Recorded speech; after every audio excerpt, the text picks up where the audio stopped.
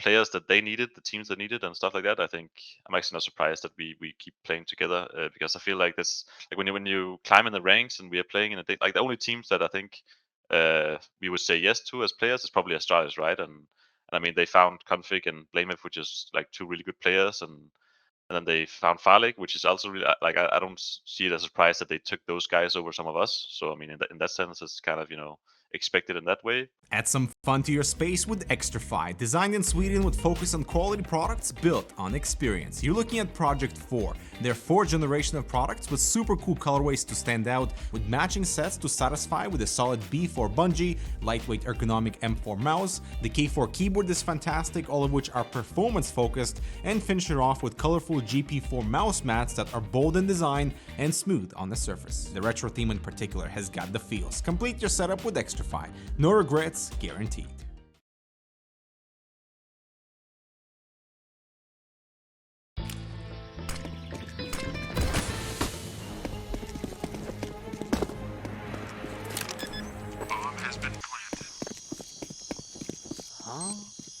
Hey buddy, let me show you how to fix that. Bitskins.com. Buy and sell skins instantly. Deposit and withdraw funds instantly with crypto or directly to your Visa card.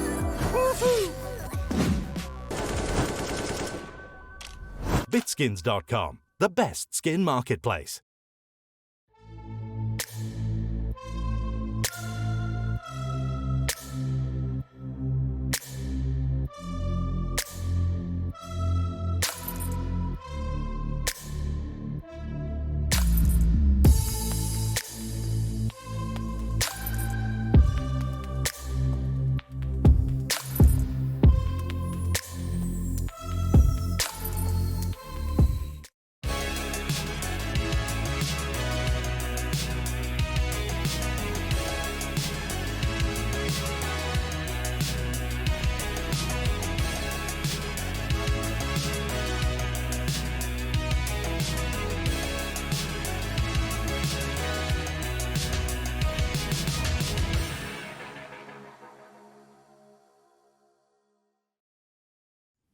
Ladies and gentlemen, boys and girls, welcome to another episode of HLTV Confirmed. We're just discussing some Danish delicacies here on episode 12 of season 6. You can see I have roeJ with me and Prof, but Striker, he's nowhere to be seen. He didn't show up to work today. We didn't get a call. It's a Tuesday. Prof, can you please make an excuse for Striker of why he's not in attendance? Look, as some of you might know, in Czech Republic, Monday is the biggest drinking day. So that is true. My thinking is probably Striker went out with some friends and they got super drunk, and him as a responsible person had to like take care of them, drive them all home, make sure maybe one had to go to the ambulance emergency or something like that. So he's taking care of them, and then that's why he couldn't really. Of course, in that all of that, his phone died, so he couldn't call us, and that's why he's not here. roeJ, do you buy this excuse as the guest on the show? I mean, it sounds pretty valid, actually. Okay. All right. Well, roeJ's happy with it. Now, before we... Yeah? Oh, I feel like I cut you off, roeJ. I'm sorry, man. No, I just agreed with you. I just have to do the most important part of the show here so that the money keeps coming into my bank account every month. This is the part that matters the most, everybody at home. And this is where I want you all to pay as much attention as humanly possible. Xtrfy, Bitskins, and N1 Bet. That's the sponsors of the show here. You know where to check them out. Xtrfy, if you're in the marketplace for some peripherals, mouse, keyboard, mousepad, they got all the goods covered over there. Bitskins, maybe you want a Dragon Low. Maybe you want a Howl. If you want either of those things, you're rich. So that must be pretty cool for you. N1 Bet, they're our new sponsor of the show. You can check them out. Remember to gamble responsibly. N1 could stand for number one, could stand for nice one. Either way, we'll find out later in the show. Now we can get the show going. So roeJ's here. We introduced him. Prof, he made an excuse for Striker. Lucas, how do you feel about my background? Very exotic. Why are they saying PGO audio in the chat? What happened? I think it might have lagged a bit. It said it like. All right, cancel the show. Cancel the show. That's it. We're already done. It's already over. We're yeah. Turn it off. We're all going home. It's great. Thanks for coming. Anyway, let's get into the hot seat. Play the bumper, Lucas. Okay.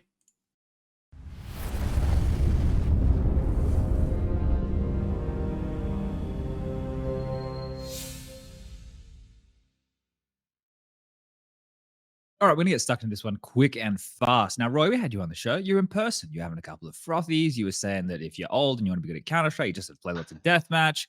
Is that still true? Just lots of deathmatch? Make sure you're still hitting the heads. Actually, I tried something new lately, and it's been Oh, working really good for me. Actually, I was kind of feeling stressed out and felt pretty bad and didn't really enjoy myself. So I just kind of toned it down a little bit and played a bit less and started working out more and spending time with some friends and like all these things that you wouldn't think would have a say in how you play in Counter Strike. And then I don't know, all of a sudden I just played some of my best years I have in a while. So I mean, I guess it's just it's just in your head sometimes. okay. Uh, Do you think you hit like a certain level at some point where like the aim's always going to be at that range? Like if you're putting in enough reps, enough hours, and then it's just about everything else outside of that, how the mental health is? Yeah, I think you have like a pretty peak level. I think as well.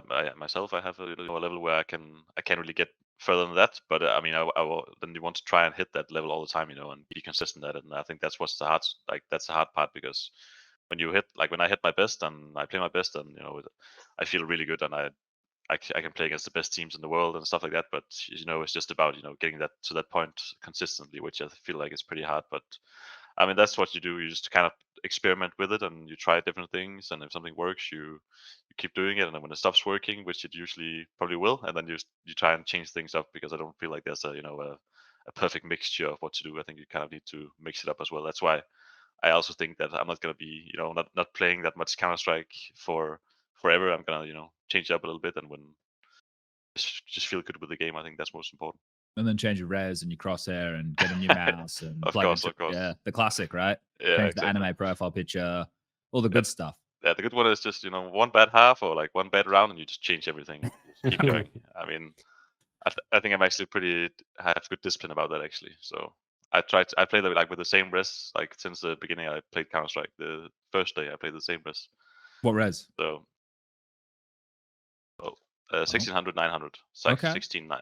Okay, all right. Not too crazy. Prof. Yeah. In terms of changes, like also you talked about like playing a lot of DM. Do you change the way you practice, like your aim and stuff like that, or is it always just the same DM, aim bots, or whatever you're doing? Are you trying some of the stuff that Sponge is shilling for, all of the refrags and Feeling for. all of these, Huh? aim practices? There's like so many things out there right now.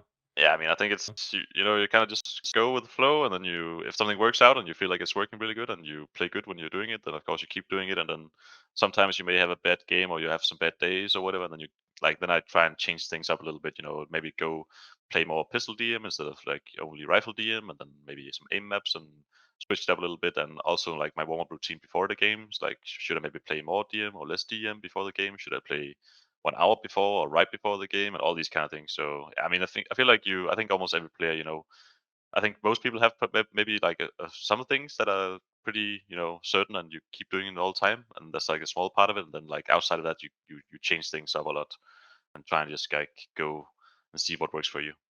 Okay. All right. Well, let's give everybody a bit of a history lesson. Maybe some of our newer viewers, they're not too familiar with the Copenhagen Flames story from the last major, right? So just a bunch of plucky lads, Danish little brutes out there. They're working hard. They're in a part of the farm team of Danish Counter Strike. They're coming through the major. They make this massive splash. They play some really well-rounded Counter Strike. You're one of the star names of the team. You got Nikodos in the mix there as well.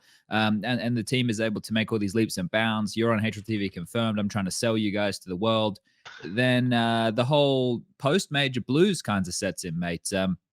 Complexity decides to go with a North American roster. You guys didn't end up joining that, which it was rumored for such a long time that may have been going on. And then in terms of the results as well, they tapered off a little bit. Was it just a case that everybody talks about of being at the top of the mountain, being the highest of highs, and then maybe everything just after that feeling a little bit more dull?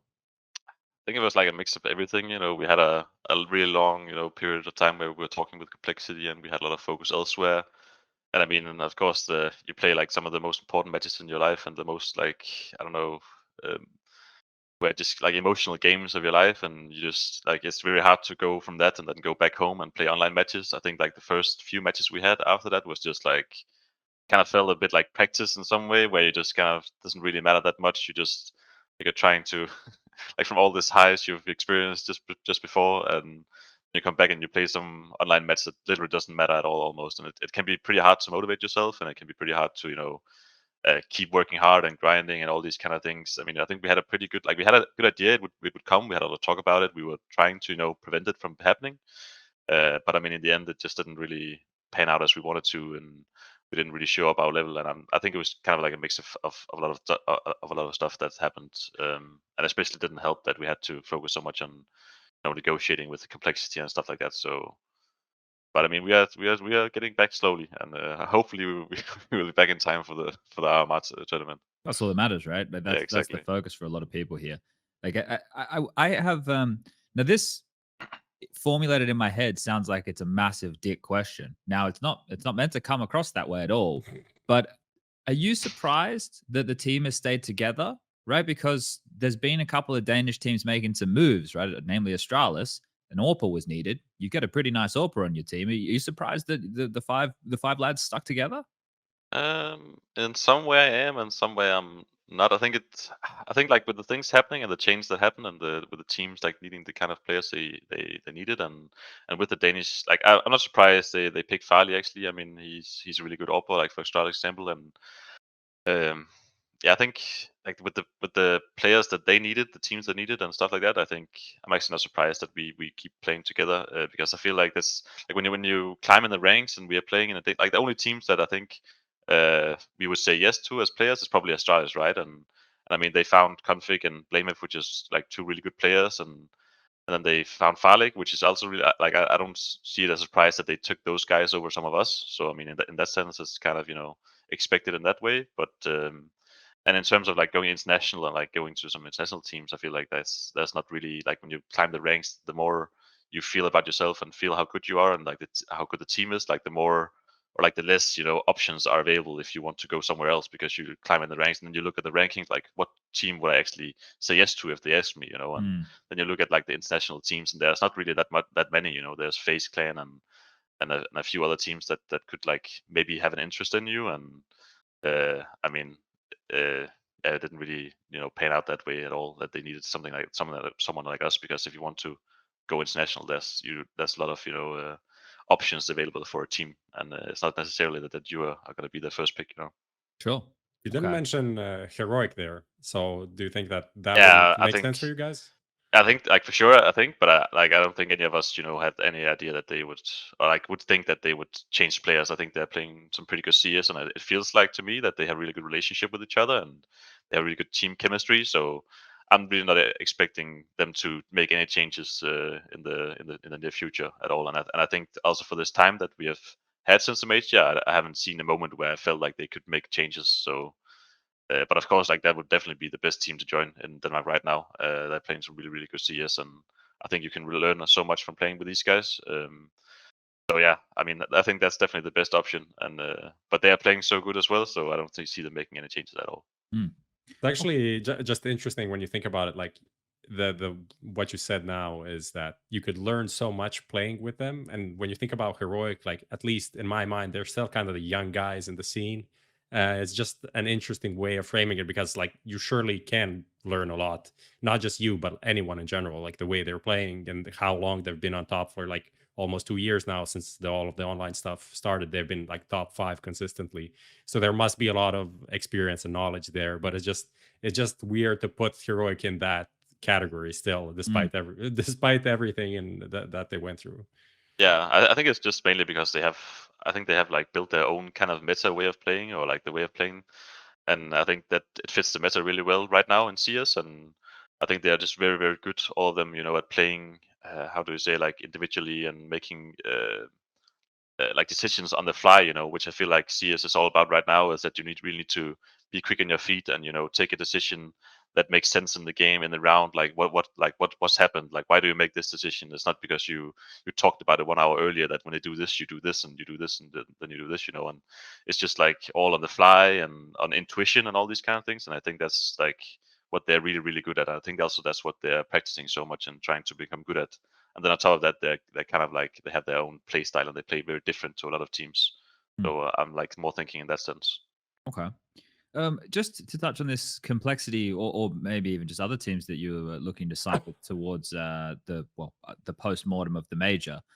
Does it sting not getting a team like that, knowing that you could have had a Blast spot and a Louvre agreement spot, or are you guys just like fuck it, like the major, if we qualify, hopefully stickers, all that good stuff? Like, what's the thought process from the team right there? Is it demotivating? How does it change the focus of the squad? I think it was really demotivating in the start when we figured out that they didn't want to go with us. I mean, we were really looking forward to being in a very great organization, big organization, and they also they have that important blast spot and ESL Pro spot, and that's not really many organizations that can give you these kind of things. And I think it's very very valuable, especially for a team like us, because then we would be secured to have very high tier 1 matches on LAN and all these kind of things, and you don't really have to gamble on going through some qualifier or do a lot of tournaments to get to these big events. And I think that's what we're like, that's what we were looking most forward to, was just playing these tournaments. And it's just it's kind of like, it's, of course, you get more salary and all these kind of things, you get all these other benefits, but I definitely think that what we were looking most forward to was these spots, because then you're just like secured all these events, and you can just secure your ranking, because it's all about getting your HLTV points and climbing up the ranking, because then when the invites comes out for the big events, they're just gonna like take down the list, and Yeah. if you just climb that ladder, it just makes everything so easy, and you don't have to, like, you can just stay up there consistently, and you can play all these good games consistently. And I feel like that's what's so important if you want to be a good Counter-Strike player, is that you play these good teams all the time in a professional environment, instead of just practice and stuff like that. So it was very, because I think it was just very demotivating, because we spent so much time on it as well. Like, we spent almost 2 months just negotiating back and forth, and we actually were agreeing in the end, and we were just looking, forward to signing. And then all of a sudden, okay, I'm not going to go with you guys. So it was very devastating in that way. But Look, it is what it is. maybe EG will be looking for a new roster soon. You never know, right? So you guys are 12th in the world right now. You never know what's going to happen there. Anything's possible. That's Let's true. let's jump forward and talk a little bit about Katowice, right? Because you guys had to come through the play-ins. You qualify there. I think you get over fnatic, and then it was like NIP, right? But then you get thrown into just a grueling bracket. You guys have to play VP, and then your next matchup in the lower bracket was against Gambit, right? Do you think that was the Gambit game was pretty close, right? I think the overpass was like a double digit, and then you guys won. Was it Vertigo? You won the second map of that series. How did Yeah. Katowice go from the team's perspective? Obviously disappointing where you went out, but did it feel like you guys were putting up a good fight? I think, like, coming into Katowice, we were all feeling really bad. I mean, we hadn't really been performing at all, and we were just kind of, our mood and like our expectations from ourselves was really, really low. And then we came in and we just played really good from the get go. And I think that was very, very important for us, because I think, like, if we came into that event and we just, totally sucked and just went out like and didn't win a single match, I think that would definitely been a really hard hit for the team. And that could have been something that would change things up a little bit in terms of like the roster and stuff like that, I think so. But I mean, then we went in and we got a really good start, and of course we meet Virtus Pro and Gambit, which are like really really good teams. And I think Gambit game we could have definitely won. I think they didn't play their best in that game, but against Virtus Pro we just got absolutely destroyed. And I think we got a bit of reality check against these good teams, that we just need to we have to work on a lot of stuff to be able to beat these teams. And I think in some sense it was just kind of we came in and we got what we wanted. And we weren't really that disappointed after the game, like after the tournament, because I think we all had a pretty good feeling that we were like getting back on track, which was the most important part for us back then. Okay. Prof, you got anything about Katowice, or should we keep on trucking? Yeah, I guess the interesting part that you mentioned there is like how much that just gave confidence to the team in terms of sticking together and believing in the project. Because for teams that, especially like a team like Copenhagen Flames, like if you don't do well at that tournament, you don't do well at the RMR, you're nowhere to be seen, right? You're not an EG that's going to play another invite tournament in like 2 weeks or 3 weeks. It's just like, okay, now we're dropping out of top 30. Goodbye, everyone. You're not going to see us in some time. So I guess that is kind of the interesting part for a team like as yours right now. It's just like these things, when you get an opportunity, you just have to take them essentially. Otherwise, it's roster changes, right? Yeah, I mean, I think also because we have been playing so well and we've been doing so well, like over expectation, I think our own expectations of ourselves also gradually increases all the time. And I think that's what kind of does it, because I mean, because we have a lot of expectations of ourselves because we have been doing really good and we see ourselves, beating these teams consistently. Where maybe 4 months ago we wouldn't have that same feeling at all, and they would kind of be different the way you think if you lose against teams like this, and if you're having a bad period. And I think that's kind of what does it, because your expectations increase all the time, and you're just like, yeah. I mean, if you keep losing against teams that you feel like you should be winning against, then of course you feel like something should happening should happen. So. Hmm. We'll drift forward into this next one here because I've been watching some of the boys' games that you guys have been playing, right? Especially the Blast qualifier one where you played against JW and Flusher. Like, what are they, Health Flares? And that was Yeah. fucking close, man. Like, is it like, do you find it harder playing against all these different names every day of the week in these online cups than you do when you have the LAN games when you're prepping for teams? Like, what's the challenge? Like, because we always hear from people like, oh yeah, the tier 2, tier 3 realms is always so difficult, this, that, and the other. But like, what do you guys have those same issues? Do you have those same woes?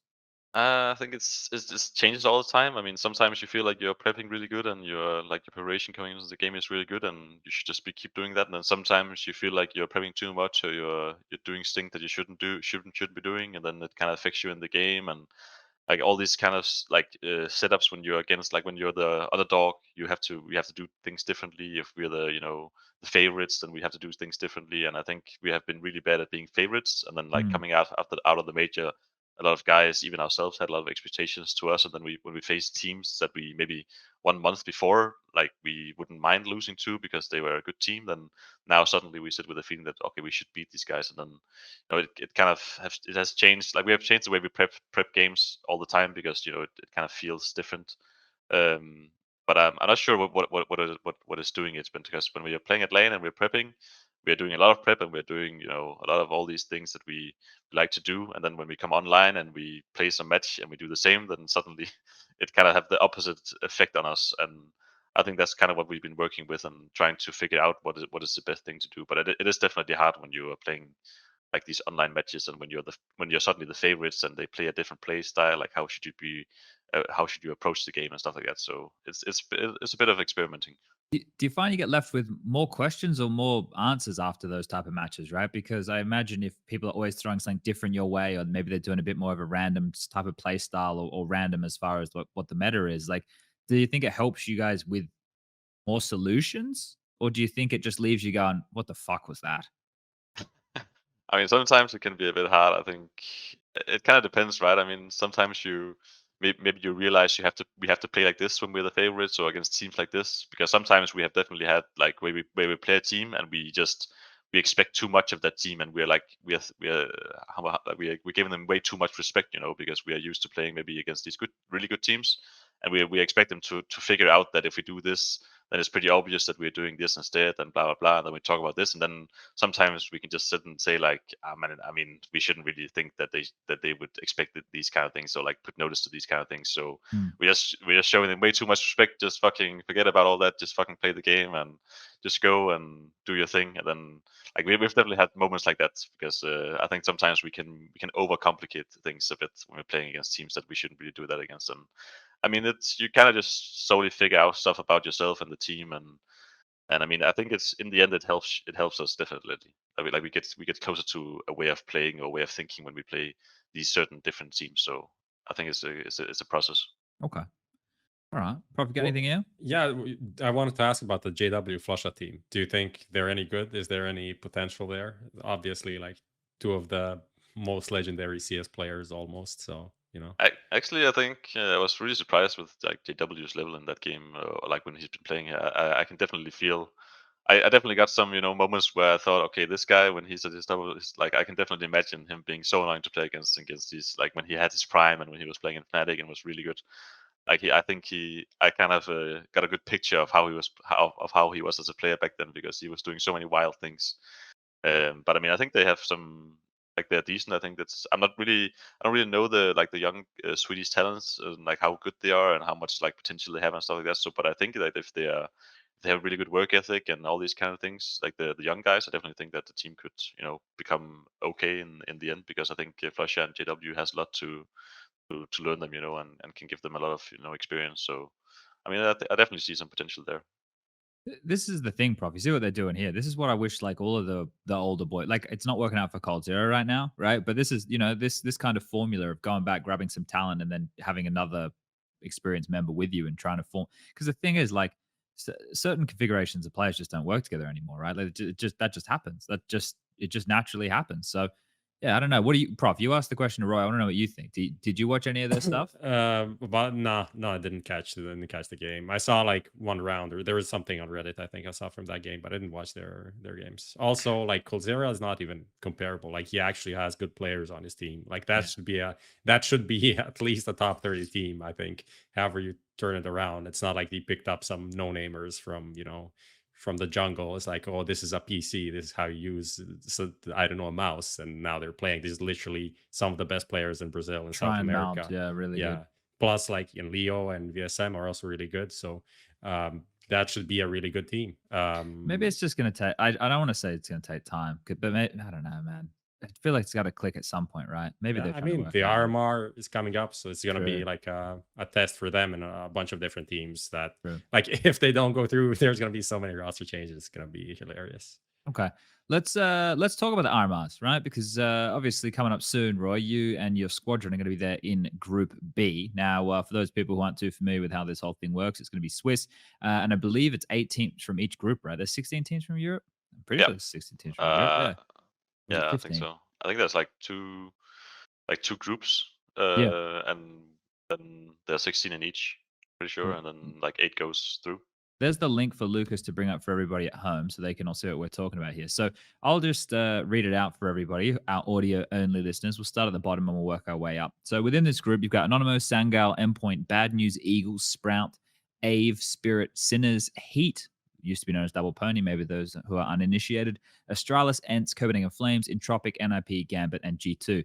This is meant to be considered the easier group, Yeah. I believe. Do you think this is the easier group, Roy? Yeah, I do believe. I think the other one is way harder. So I mean, we got kind of lucky, I guess.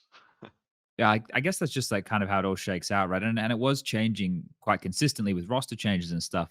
Correct me if I'm wrong, Prof, right? There was a couple roster changes where the group kept moving around. I'm not sure that anything changed, honestly. Okay.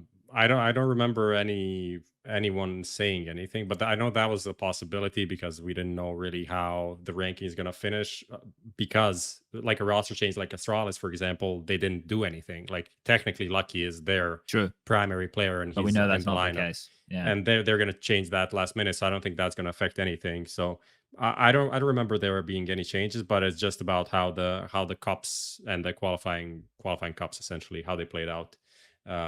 So some teams finished number one and maybe they weren't that good, but it doesn't, those seeding matches don't really matter, but in the end they matter because they determine the seedings. Yeah, and we know that with the Pro League bracket we're going to talk about a little bit later today. So, Roy, for everybody playing at home, right, in this group, most people know the top 8, which obviously is from Heat up to G2. But in the bottom teams here, is there anybody that people at home shouldn't be sleeping on or shouldn't be too surprised to see them grab a bit of an upset victory? Any of those names that you go, shit, I don't want to have to play them? I definitely think Bad News Eagles is a team that you you really don't want to be playing against, but I guess I'm a bit biased because we have lost them like the last 3 times or something that we played against them. So I mean, and they're playing like really wild CS and like all over the place and like playing really on individual skill, and they have some really good aimers and a lot of good individuals. So I think if you fade that team on LAN and they are hitting their shots, and I definitely think they can start to make you second guess if you should be playing this tournament or not. So I definitely see them like coming up with a few upsets here or there. Okay, so this is obviously the thing that you're ramping for this event, right? So does anything change between now and the lead up to this? Like, because as we were talking about before, we don't have those same opportunities. This is the most important event of the season for you guys, other than actually, So does anything change? Do you do a boot camp? Does anything along those lines start to happen with the team, or do you just keep going as usual until you get there? I mean, we definitely like plan our schedule towards this event, and we like talk about like our map pool and how like what do we want to work on. Like we want like all like the end goal is always when we talk about stuff is just to make sure that like this is ready for the major or like for the RMR qualifier, because definitely this is the most important event for us. So I mean, we kind of like think ahead and try and plan like what maps are we gonna be working on and all these kind of things. So yeah, like the it's definitely the goal for us this RMR tournament, and we have been changing up some things to be ready, and we have talked about like how do we want to be ready and what we want to focus on, and because we only have like limited time, right? Because we're playing so many online matches, we kind of have an idea of how much practice we will have, so we really want to use that, and it's not really a lot we have, like it's not like we have a lot of days to practice and a lot of hours and stuff like that, so we really need to pin it down to what is the most important for us to work on, and that's what we have been doing so far. Now, maybe you could help us with this, right? But there are some events in the lead up to this for certain teams. Now, there's a bit of a break between the end of Pro League and the start of the first EU RMR, but there's the America's RMR before that. Do you expect that some of these teams are maybe in the high profile teams are sandbagging a little, or do you think that maybe they don't prioritize as much, like in terms of the smaller tournaments that they're playing before the RMRs, or do you think everyone's just going out there trying to, not obviously 100% is one of these hard things to gauge, but do you think there's certain teams, or maybe you can even talk from your experience here, because that wouldn't be having other events as a focus? Because this is something we need to do more on the show, I think, Prof, is help give people an understanding of what events are the most important in the whole scheme of things, right? And the RMR being the direct qualifier for the major, that's the most important. So, Roy, would you think that certain teams are maybe for Pro League, they're not giving it 100%, not going to show all their strategies that they've been working on and shit? I think like all teams have like, but I think it's kind of comes down to like the format right now. I think this tournament is really unique because it's just one Swiss, and then if you go through, you're basically through to the major, right? So it's just when you put it like that, I think everyone is just have their full focus on this. Of course, you can still have some focus on like the Pro League and all these kind of things. It's not like when you decide to have your focus on RMR, you can't do anything about this other games. Of course, you can. But I still think that most teams will have like a plan of how they want to approach the Pro League and like what kind of maps do they want? Do they maybe want to give other teams an idea? Like, let's say you have a really weak map, right? And you want to show everyone before the RMR that you can play this map because it's going to help you in the video at the RMR. So like those are the kind of things that I think teams are doing because they want to be in the best position they can be when they go into the Vetos at the RMR tournament. And I think you can use some of the tournaments before to kind of do that. And also in terms of like strategies, if you have like really really good things that I maybe can see in some world where they're gonna save it, but other than that, I don't think. I think it's mostly the Vetos because most teams they have like really weak map and they can easily be punished. And if you see that you're in a group with a lot of teams that play this map, then you can kind of feel forced, to try and practice this map and learn this map. So I think in terms of those things, I think we will see some changes for sure. Okay, cool. It's a good way to look at it. Do you think that like overall this format will give us the best teams that will advance to the major? Ooh. That's a pretty good question. I think I'm not sure actually. I think not. I liked it more when we had like few tournaments where you could like grab points. So it's kind of a bit of a broader pool of teams. But I mean, it basically just feels like a minor, right? Like it just feels like a qualifier for the major, which feels pretty bad. I think. I don't think usually just one Swiss system where you play actually a lot of best of ones. I don't think that is the best format. Just you just go through to the major, which is the biggest event. But I mean, for a team like us, it's amazing, right? Because I mean, we are pretty much like the underdogs of the teams in Europe who would go through. I think if there was a really like a broad format, a long format with a lot of tournaments where you had to qualify for these tournaments, it would of course be easier if you have invites, which some of the best teams have. But I mean, for teams that don't get invites a lot, I think this tournament is just an amazing opportunity, and that's why I think a lot of teams are just like solely focused on that tournament, which we are as well. I'm going to be curious to see how it all shakes out, right? I'm interested to see, like, because everybody has the suspected field that they think are going to get through, but there's always going to be a couple of upsets. That's just the way these things go, like just the nature of the beast. There's going to be some real heartbreak, I think. Like, and I think the people at home are going to get a bit of a wake up call in the sense of teams who are salaried and are considered good teams are going up against teams who don't have the same level of support and are probably going to get upset. It's going to be, this is why the open nature of the Valve majors is sick. Because it levels it all out. It shows you, hey, like you can get paid this much. You can have a fucking facility here, there, or everywhere, but it doesn't matter. Like we're still playing the same game. We can shoot heads. I think it's gonna be awesome. I can't wait. All right, boys. Should we jump into the Skinionaire? Let's do that. All right, cool. Let's do that. Ladies and gentlemen, boys and girls, it's time for another edition of Who Wants to Be a Skinionaire. Now, if you aren't familiar with this, you need to be typing Bitskins in chat right now because one lucky winner, well, actually, depending on how well roeJ does here on the questions, could be walking away with a $50 skin at the end of this little segment coming in here, right now. Now, Lucas, I require the link because I don't have it saved because I'm a pleb idiot. roeJ, you feeling like you're going to smash the answers today? Yeah. Okay. Oh, Well, it actually depends how it's like if it's gonna be names and stuff like that and skins. Maybe it's gonna be a bit hard. No, it's not about skins. It's about okay. It's about Danish CS, and Okay. it's actually very hard. So really, I feel like it's very hard. Okay. So Chad, maybe you can help him. I'm very sorry. I need Yes? 2 minutes because I see something messed up. Okay, So hold it's up. All not right, we'll ready. fill right now. This is you know, when we're doing the broadcast and we just have to fill. There's a technical issue. The producer's in the air. He says this is on fire, and then what you're meant to do is not address that there's an issue, and you're meant to keep acting like it's okay. But no, sorry, we went to that a little bit early. We'll be coming back to who wants to be a Skinionaire. But while we have roeJ here, I want to ask the big question. Then this is where I need to have like a good answer. And I said, roeJ, what'd you have for breakfast? Oatmeal. Every day. Every day? Every day. Yeah. What do you do with it? What's the recipe? Just milk and sugar, and I think I've been eating that for the last 3 years, and somehow I don't get bored of it. So Just milk and sugar, no honey. Nope. Okay, No fruits, frozen berries, Nope. bananas. Wow. Just oatmeal, milk, and sugar. What time are you waking up every day, mate? What do you have an actual routine? It depends on our schedule. Right now Okay. we have some late matches, so we kind of change it up a little bit. Like we want to put our focus so we are, awake and ready when the matches come. So sometimes we have some early matches and sometimes some late matches. But right now I think we have matches starting at 8 or 7. So we kind of want to peak around there, and then I kind of usually wake up at like the latest I wake up is probably usually 11 or 11:30.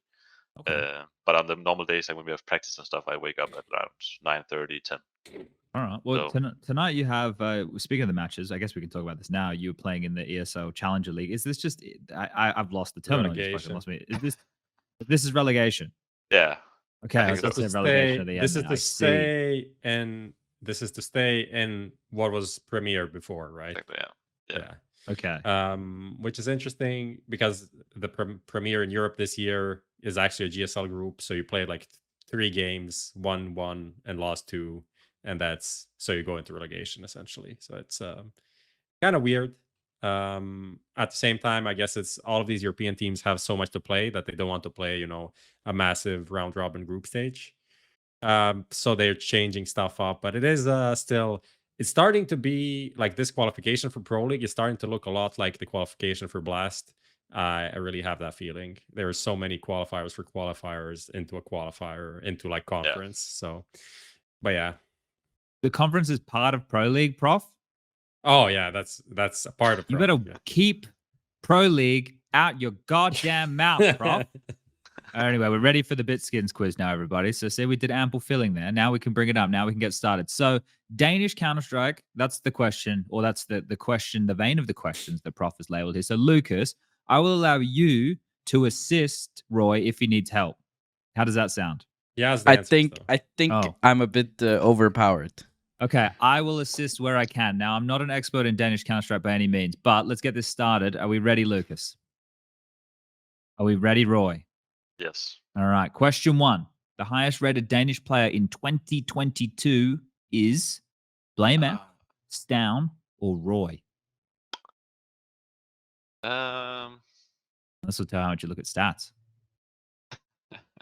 I actually think that it's me. Oh, Actually, because yeah, I there's got some. Yeah, I think I got a little bit of help actually before because there was some guy who wanted to ask me, But there's how it was to be the fourth best in the. There might be a trick there because that was filtered out by maps played. Just so you know, there's an activity filter on that, so that is maybe not fully accurate. We've only got 15 seconds now, Prof. I feel you've thrown in that one a little bit. So too you have late to here. go for either you or maybe someone else. That's Down, it. I think it would be. Like Stown has been playing like insane. Like there's no way he. Okay, Go I'm for going to the lock in Stown. If Prof's talked you off the ledge here, I'm going to give you a correct answer because I feel that type of information should come out before the question. I feel that we need to stipulate. So I have locked in Stown, but I have given it there. There it is. So now we're safe. All right. So now we can say it was good information, Prof. Thank you. Oh, so what's down? Okay. I didn't know he was baited in by like a random comment on Twitter, right? All right. Well, we're 1 out of 1. We're 1 out of 1. All right. Question 2. Here we go. Out of 12 teams in the playoffs of EPL, how many have at least one Danish player? Oh, shit. Oh, So 5, Um, 7, or 9, right? 5, 7, or 9. I didn't read the multi-choice. Okay, that kind of helps a bit. But this should be pretty easy for us to do here. I can help you with this one. Okay. I should know all the teams. Heroic, definitely. Yeah. FaZe, definitely. Yep. ENCE, definitely. Yep. That's 3. Astralis. 4. So who else we got? Fuck. Oh, NIP, 5? Yeah. Has to be 5. Who more is in? I feel like it has to be 5. I would be missing OG and stuff like that, so it must be. No OG. Yeah, I think it's 5 as well. I don't think there's more than that. We're going to lock in 5 here. Now, Yeah. if this one's wrong, this is on me. The correct answer is 5. Let's go. Thank God. I did my prep properly. All right. I didn't fuck it up. All right. Question number 3 for Roy, coming in thick and hot here. Which of these teams isn't in the top 30 of the world rankings currently? Ecstatic, Apex, or Sprout? Oh, That's Sprout. yeah. All right. Or actually, I don't know. it's definitely Ecstatic, but it's Apex or Sprout. But I feel like Apex, they. I don't They know. just won a LAN. Yeah, but what does that mean? Who was even at the LAN? Yeah, Who but they knows? haven't. They haven't got. I don't think they have got points for that yet. But I mean, I don't think they would get a lot of points from that. But they have been playing like decently in like the online matches. And I think like Sprout have almost lost like everything they're playing. So Sprout? I mean, I have to say. Oh my god. Yeah, I'm gonna say Sprout. All right, let's lock in Sprout here. And the correct correct answer is Sprout. Let's 3 from go. 3. All right, that was your mate Bert from Sky. He's doing all right. They're in boot camping at the moment in Malta, I think. Yeah, exactly. Yeah, okay. All right, question number 4. How many times did Danish players feature on the top 20 list in CSGO? 5 out of 9, 7 out of 9, or 9 out of 9? 9 out of 9, right? I guess. It feels like it. Yeah, for sure. I'm gonna lock it in because I don't see a world where what there's 1 year possible without year? a single. Yeah, but it has to be like one of the first ones. But I still think like there was some really good Danish players back then. Yeah, well, they still had like 9 out of 9. for Yeah, sure. because even though they weren't making it to the finals, TSM was still a good unit back in the day.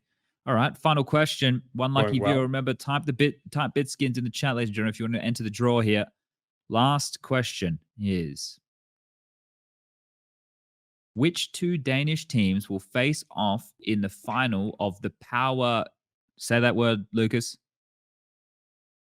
Power League. Ligan. Power League. Ligan. Season 19. League gains. Masonic versus Los Reyes, Astralis Talent versus Tricked, or Dream versus Scepter? That is gonna be Masonic versus Los Reyes because Los Reyes just beat Tricked yesterday, and I think there was that thing that they were playing. I hope so. Because I think you're right because that's what Lucas was producing yesterday. So here we go. We're about to find out. I'm locking in Masonic versus Los Reyes, and it is correct. All right. Well, 5 out of 5, Roy. You fucking smashed it. Yeah, that's great. Do you know any of the players in Masonic or Los Reyes? I actually know all of them. Really? Yeah. Okay, no, I'm gonna have to. Actually, I know who they are, but some of them I haven't like talked to them. But that's mostly like the young guys at Masonic. But most of the guys in Los Reyes as well, I have talked to. Alexum Fan.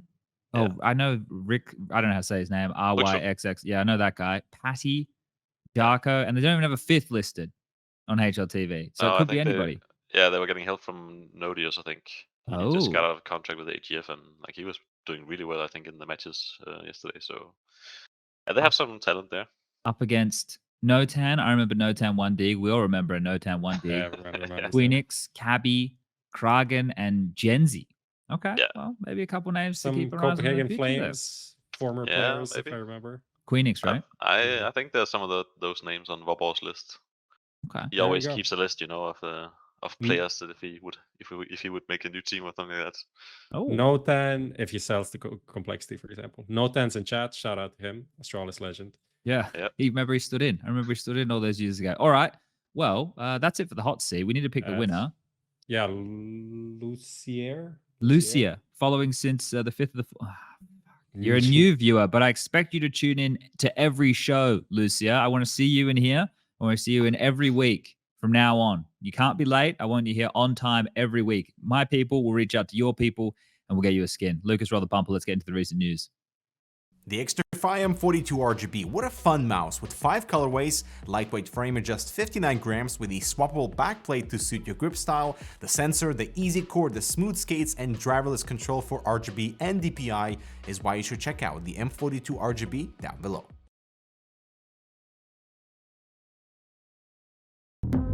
Buy and sell your skins now. Easy, fast, and safe. The best skin site. Credit card deposits and withdrawals. Instant cash out methods. Get the best deals. Quick, simple, reliable. Bitskins.com.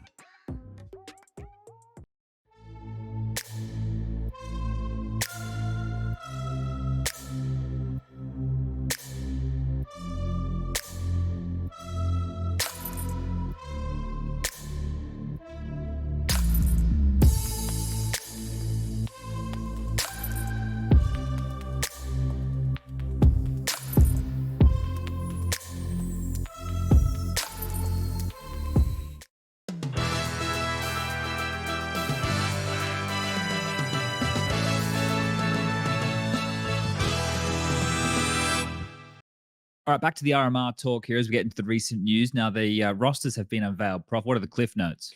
Cliff notes, we got the NIP lineup, which of course doesn't have FUZI included. Wow. Massive shocker. I'm shocked. They said he was going to be a part of the team as everyone, and maybe his role in the team is to watch the team from home on a screen. Maybe not. Who knows? Maybe he travels with them. But essentially, yeah, they signed up Brolin instead of FUZI, and then Device is the replacement or the substitute slot, whatever that means. So he could technically swap in, even though, are we expecting that? Are we not expecting that? I don't know. And then and then also the Astralis one, as we mentioned before, it's lucky being signed up, so that then they have the three-man core from the last major. Otherwise, they'd have to requalify. And the plan is, as we expected, for Farley to just be subbed in before the RMR, and then they play like that. They don't get any special penalties for that, for like a one-time sub. So they're just going to be, Did Prof just time out? Did I just time out? I think it was you. He's gone. Okay. Are you still here? Like, we can hear you. He's gone. He's gone, I think. Hello? Hello. Hello? Can you hear me? Hello, yes. Am I here? All right, sorry guys. I don't know what happened. It was just the disappeared. funniest time out ever. But I'm back, and I think the reason the internet disconnected is because I got so mad because Victor CS04 tweeted at me and said, "Sponge, the correct answer on the Danish players in EPL was wrong. You forgot Vitality and Sprout." Hey Victor, the question said the playoffs, bruh. So the answer was more than correct. So now I can simmer back down. I don't know what's going on with the internet here at the moment, guys. Probably it's the a little beach, bit... right? Yeah? Like, it's pretty hard to get the internet connection on the beach. That's true. That is true. Now, this behind me, everybody, is Trig Beach. It's in Perth. If you ever go to Perth, I'd recommend going to Trig. It's just up the road from Scarborough. A beautiful beach. You don't have to worry about great white sharks. Trust me. Okay. From experience. No, you do. You do have to worry about the great white shark. It's bloody scary. Okay, so where were we, Prof? Where did you leave it? So yeah, I just finish off the Astralis thing, and then there's a bunch of subs. Some of them interesting, some more or less interesting. Bubsky, the sub for Vitality. I thought that was curious. That was very curious, kind of out of left field for our analyst to be. But imagine Bubsky in place of Masuda. Interesting, right? You could see that happening. Could see that happening. You could see that happening. Then other than that, just like a bunch of coach replacements, Pita not being able to play because of the Essex stuff. And yeah, FaZe director of esports operation, Eddie Khan, fills in for Robban. I think he was at Katowice with them as well, if I remember correctly, the gentleman. I think we shared a shuttle back to the airport. Not using their analyst for some reason. MIBR has Bit back in. He's also coaching confirmed now. as the coach, right? And that's more or less it. Frostlev coaching. Oh, that's for Copenhagen Flames. Yeah. Tell us about that. I mean, he used to play, right? And he's a pretty good player, so I don't think we expect to sub anyone in, but I mean, we kind of just needs to get one, so just felt like the right answer there. And you don't want to add Kirby? Kirby's back. I don't know if you saw the news. Yeah, but he's already taken, right? Yeah, he's been subbing for been applied as a sub for heroic for Katowice, and now again here for the RMR. Oh, okay. He's the consistent sub at the moment, I suppose. Yeah. Okay.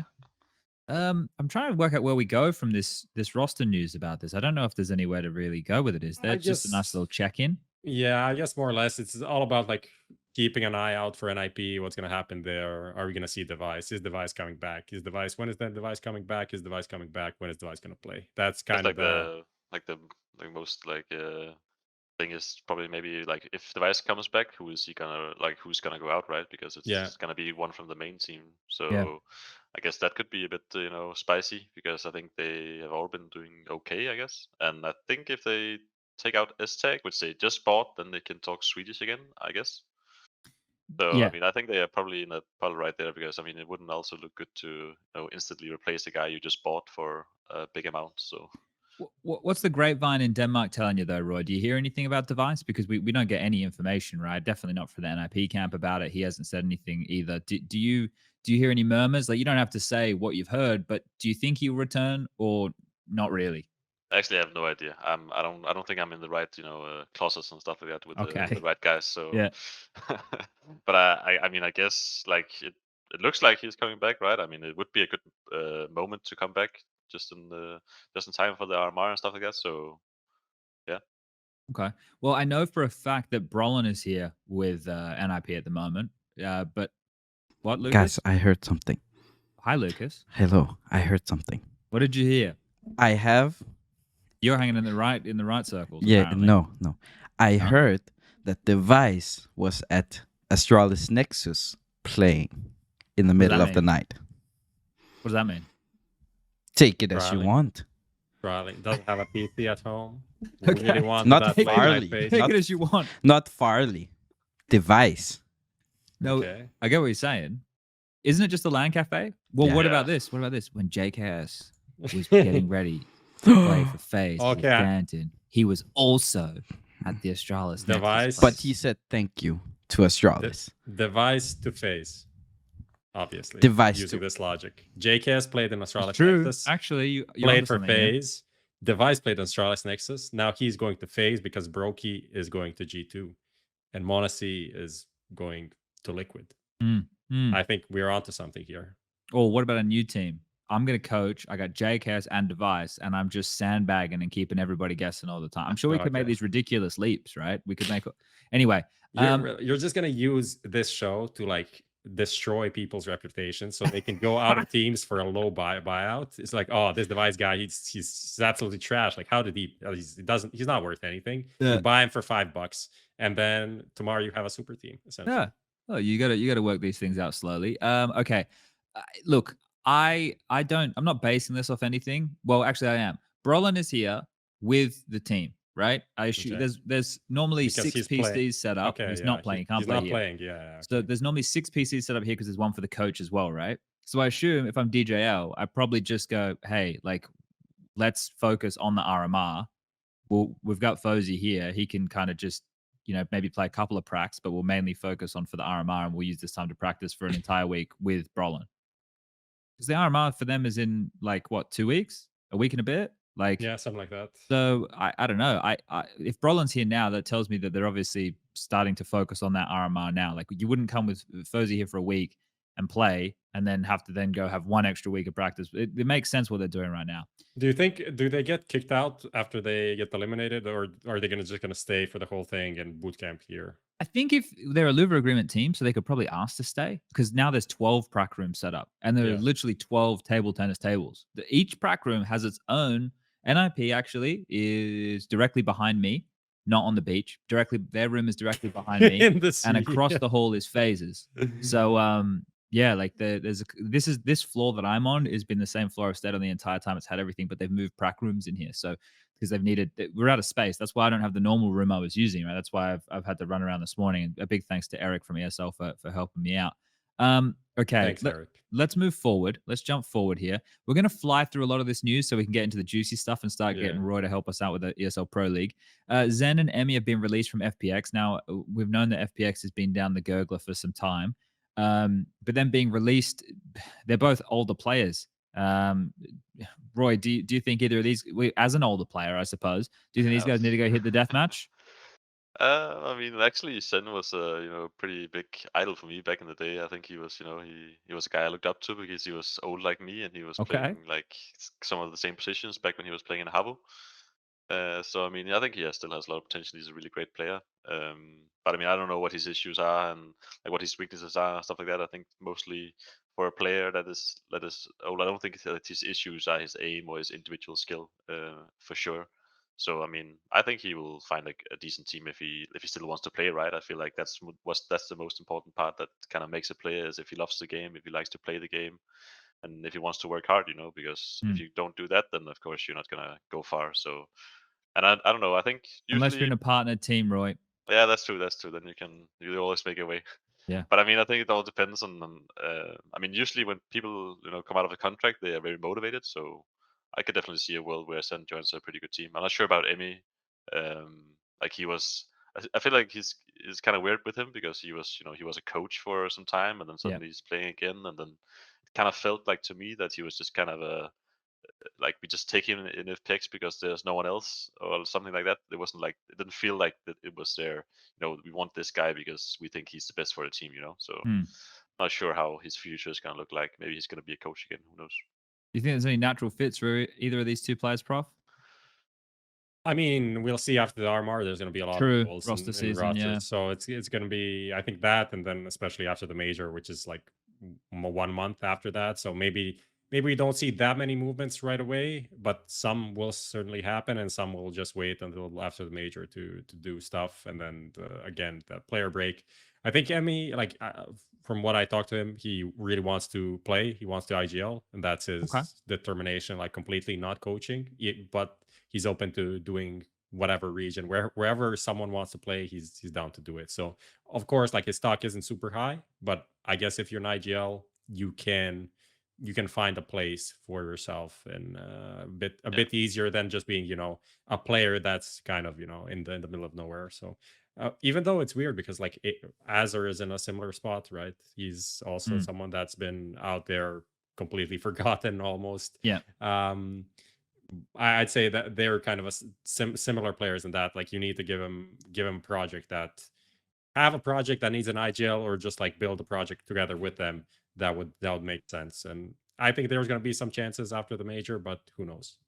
I guess it also comes down to like the expectations of what team that they want to join, because usually you start with a certain expectation of a team you want to join, and if no one like that comes and talks to you or shows interest in you, then you like slowly lower your Lord, expectations. You're like for a team, and then maybe sometime you will just say like fuck it, I'm just gonna go do something else, or you're gonna take a really big step down, like maybe KGB did, for example, where he took a huge step down and kind of wanted to build back up again, Mm. which is also a possibility, and I guess that this is a good example of what we're probably gonna see with Emmy and zehN maybe. Because I think it's kind of hard when I'm not sure if there's a spot for zehN in the Finnish scene. I don't think maybe he could join Pavu and stuff like that. I'm not sure like how his reputation is and stuff like that. But I mean, if your only possibility is to join an international team, then I mean, there's not really a lot of good international teams, so it kind of makes it really hard to find a good home, I think. Be interesting, right? Because like Otton's over there as well. They've got X7 and Ariel. I don't know much about Slowy and Smile. I'd have to watch a little bit more, but those are some old names that we've seen do well. So maybe it's just reuniting some of the Finns. All right, let's jump into talking about the ESL Pro League conference teams for season 16. Now, I believe this is like going to go down a week after Dallas.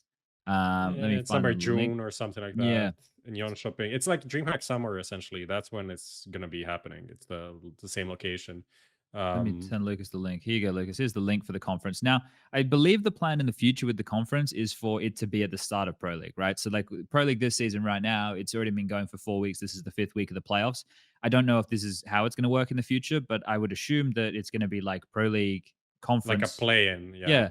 So then that would go for like the first week because it's still, or the first couple of days, and then the group stage will kick off with everybody across the board. Right now, there's the link to Lucas. I'll just read through the teams who have qualified so far for this conference for season 16. VP, Heat, MIBR, Sprout, Pain, Rare Atom, which is Vici Gaming, if you haven't been keeping up with the Chinese Counter-Strike, LFO, which is the team that you guys all just saw here for Pro League a couple of weeks ago. And then there's still 3 more spots available. One for ESL Meisterschaft, which is interesting because, well, Sprout are no longer really a German team, right? So I'm going to be curious to see who takes that slot. I don't know who the best German team is these days. Is it Attacks? Is it Kawana now? Looks like Sprout is there listed as they're going to play. I don't know if they're going to play with a stand-in or something for the German thing. Well, they don't need to. Oh, they don't. But they don't need to play. They've already qualified. So even if they win Meisterschaft, are they qualified for next season? For oh no, conference, they're already. Oh yeah, true. Yeah, they're already there. Yeah, so maybe they do play the Meisterschaft, but it doesn't really matter where they place. And then ESL Premiership in spring, which is like Ireland and the UK and all that kind of jazz.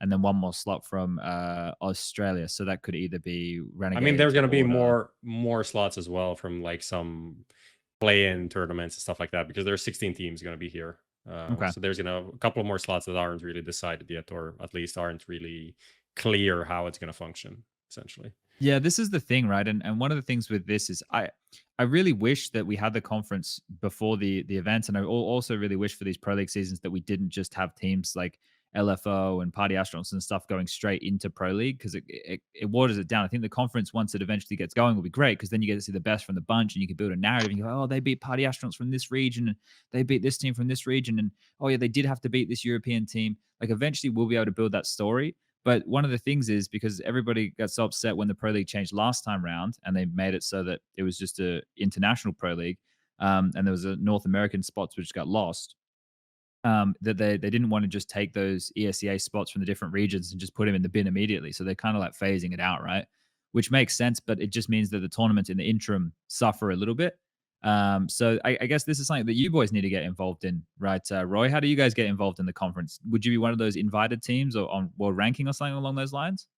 Actually, I have no idea. Like this ESL EPL like Pro League thing, like the way you qualify, it just seems like a really big maze. And we kind of just right now we're playing the relegation for something of a qualifier to a qualifier or something like that. So I mean, it is pretty weird, and I think like we just kind of just play, and then if we somehow someday make it to Pro League, then great. If not, then at least we got some matches and some experience. So Okay. I really don't really talk that much about like like we have to do this and this and this. We just know that the road is really long, and maybe someday we'll make it, and someday maybe not. And that's just how it is. Okay. All right. Fair enough. Just see what comes. Because I think the idea with it all, right? Like we were talking about it earlier.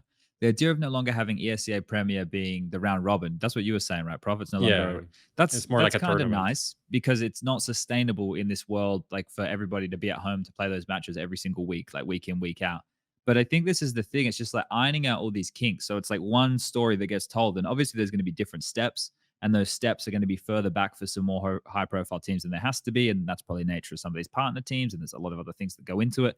But eventually, if we can get to a consistent story that makes sense, like I think it is already better having all the events like known as like the ESL events as opposed to like the DreamHack, this and everything else feeding in. It should eventually, hopefully, become a clearer narrative. But anyway, fuck all that jazz. Let's get into the N1, which stands for number one or nice one moment. Now, this is a segment that Prof has become the brainchild of, or it's his baby, Prof. Poor baby. Well, it is now. Okay, take very bad care of it. So hopefully we have some like social security that's gonna come in and take it away from me at some point. All right. Well, talk us through it. Child services. Essentially, N1 moment is our new segment where we highlight one cool or maybe multiple things that happened in the last week or so since the last show. And for this week, we have a very nice interaction, which wasn't really nice, but it was very enjoyable, and it was enjoyable. It was very something that we missed a bit. So maybe Lucas can bring it up because I sent it to him. There we go. It's just a bunch. There's a bunch of it, so it was very hard to highlight everything. But it essentially started with a heroic Astralis game, amazing comeback from heroic, and then some tweets kicked off from cadiaN's side. Let me read through these for our audio and listeners here. All right, let's start at the beginning here, Lucas, and I'll read up. Okay, so the game it was a best of 3. It was in Pro League. It was the round robin. Astralis and heroic were in the same group. cadiaN tweets, "What a fucking game! Are you not entertained? 2-1 at Astralis, GG, #ESL Pro League." Then his follow-up tweet is, "Can't wait to see how the director of comms from Astralis is going to spin this. He usually finds some pretty good excuses." Then Glaive tweets, lost a close game against heroiC, which we could have won. Shit happens. Just glad it was an important match, like a quarterfinal in Denmark in front of 10,000 Astralis fans. GG, well played. So this is, as you guys can see, a little bit of banter back and forth. cadiaN with the quote retweet. Now I like the quote retweet. It shows he's not subtweeting. It shows he's getting right in the fucking thick of it. But he also doesn't want to reply. He wants to go in front of his audience, not Glaive's audience. It's he important. Wants his audience to see this. This is an important distinction. Missing that crowd and the opponent has to play 2 best-of-3s a day while you rest. Winky face with a question mark. Now, obviously, a little bit of implication there, and the follow-up. Now, Glaive, he's getting involved in all the juicy nonsense, and he's now done the quote tweet of his own and said, bragging rights for years, come back when you win a real tournament. Now, that one there, you can read that lots of ways, but it's got some sting to it. Yeah, it stings. It stings, definitely. And is there one more? We got one more. There's tweet one here. more. And now this is the thing. You have to really wonder, have you got the zinger out there or do you want the final say? cadiaN's gone for the final say. Glaive's gone for the zinger. cadiaN's now followed up with that also, that's also surprising. That's also the surprising part for me. A 4-time major winning in-game leader throwing a 15-7 lead as T on overpass. GG. So lots of soul flying around here, Roy. Did you enjoy reading this? I mean, I think that's missing some smileys, right? I mean, I think like if Glaive just replied back with a smiley at some point, I think he would have won this argument. But I mean, as it is right now, you think cadiaN got the W? Yeah, I think he did with the last one there. That was a pretty. But I mean, it is. I mean, if it was a different map, I think it would have been better. But I mean, T-side overpass is probably the most hard one. But I mean, it still doesn't really help. But I think it was a pretty hard way to come back, and I think that's why Glaive just decided to stay quiet.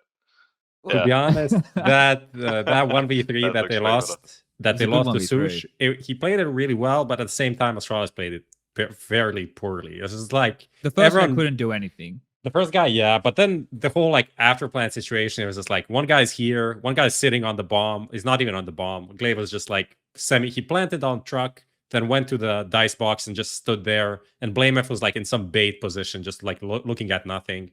So it was kind of bad, I have to say. It was pretty easy, obviously. It was entertaining though, right? Yeah, and this is the reason we like this. The reason we like this is because, unfortunately, guys, we can't hear the players yelling at LAN, and that's due to some technical issues which are on our doorstep at the moment, which hopefully, guys, should be sorted by the time we get around to Dallas. But we couldn't hear the yelling, but you could definitely see that they were being very vocal. And then the fact that they go to Twitter after this. Now, there's a lot of soft cocks out there on the internet who are upset about this. And like, soft chickens, yes. Why are they fighting? Guys, it's a fucking competition. It's banter on the internet. Like, when did we become so fucking soft? Like, I'm glad that there was like a kickback. There was definitely in the replies of people being like, yeah, this is all good and fun. This is first of all a competition, and second of all, entertainment, right? And the two of them, I'm sure they both know this. I'm sure they're both very well aware of this. And if there's more vested interest in what, with Astralis' recent form, could be considered a nothing match because these two teams are rivals from the same country and they're going toe-to-toe. This is fucking sick.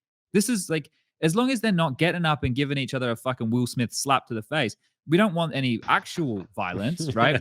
But in terms of a bit of banter and a bit of light-hearted fun and trying to get the better of one another on the internet and playing each other in a competition, it's great, right? I know in the past you guys have neutered people because they have a personality, because you don't like them showing it. But let's stay calm. I think also like this also gives a way better match next time they face. I think it's gonna be, it makes it so much greater. And I think a lot of more guys will be more feel the heat a little bit, and they'll feel the tension with the team. So I think it's also it makes a really good entertainment for the game. Yeah, for sure. I can't wait. I want them to play at the major. That's the thing that I also got annoyed by Astralis' director of comms and the way he communicates. Like, it's okay. We played a great game. No one's upset about this. That's kind of the vibe that was given out. It's like, of course you're fucking upset. You lost to heroiC. This is already like a derby for the last, ever since like the Hunden incident and all of the cheating accusations. For like a year and a half has been a back and forth between these two orgs and the teams, essentially. It's not just another game, and you can't be like okay with losing after being 15-7 up and having like a 1v3 situations to close out the game. It can be like, yeah, we did well. It's a new lineup. No expectations here. It's like, no, that's not the case. Like, this is a very important game. Still, of course, it's not a quarterfinal in front of the crowd, but it still can't decide if you're going to playoffs or not. And it is your rival, and you did lose in a very close fashion. It's a big game. Don't undersell this. It's kind of a disservice to you, to the sport, to the viewers, to everyone. Like, it's a good game. Let's enjoy it. You took the L this time. Do some banter. It's fine, but just like don't act as if it doesn't matter, because it does matter. They said people in chat saying it was a 1v4, but regardless, it was a 1v4, but like the one kill happened so much before, it doesn't really matter that much. Yeah, for me, I was just want to watch back the 1v3. But there's also like some people in the chat, right? Like, so I'm not calling you guys out because I want you to get targeted or anything. I want to use this as an example because this is what people were saying. Like, I have no issues with like this type of stuff. So, for example, Crumpets says cadiaN has accomplished nothing compared to Glaive. Check HLTV trophies, laugh your face.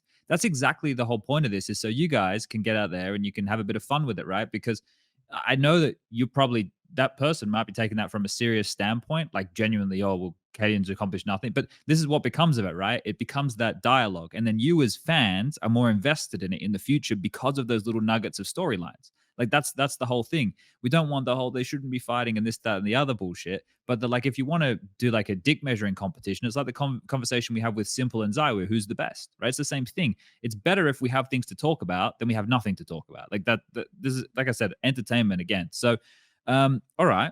Are we happy with this, boys? Yeah. Oh, wait, we got a Prof got involved in the action here. Prof, do you have anything to say for yourself? I can't read what I can't see it. It's very low quality for me, so I can read it. Prof says 37 days since they swapped an AWPer for a better AWPer counts as new lineup ? Of course, Heroic were favorites, but there's no room for excuses in a matchup like this. Retweeting Steen saying, you just won by an inch against our new lineup, and this is what's on your mind. Congrats, man. Enjoy your win. And he followed up with excuses, ? Our second official with a new AWP and coach, and we took it all the way. Sorry if I'm not destroyed, as someone put it before the final map, but I'm not really. And then Prof replies with, you literally just wrote an excuse after excuses, ?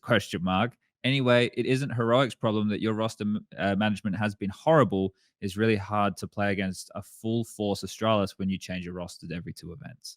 Now, that one there, Prof, that was like turning the bit of a knife. That one there. That was a low blow. That was a bit edgy for me, I have to say. But it is what it is.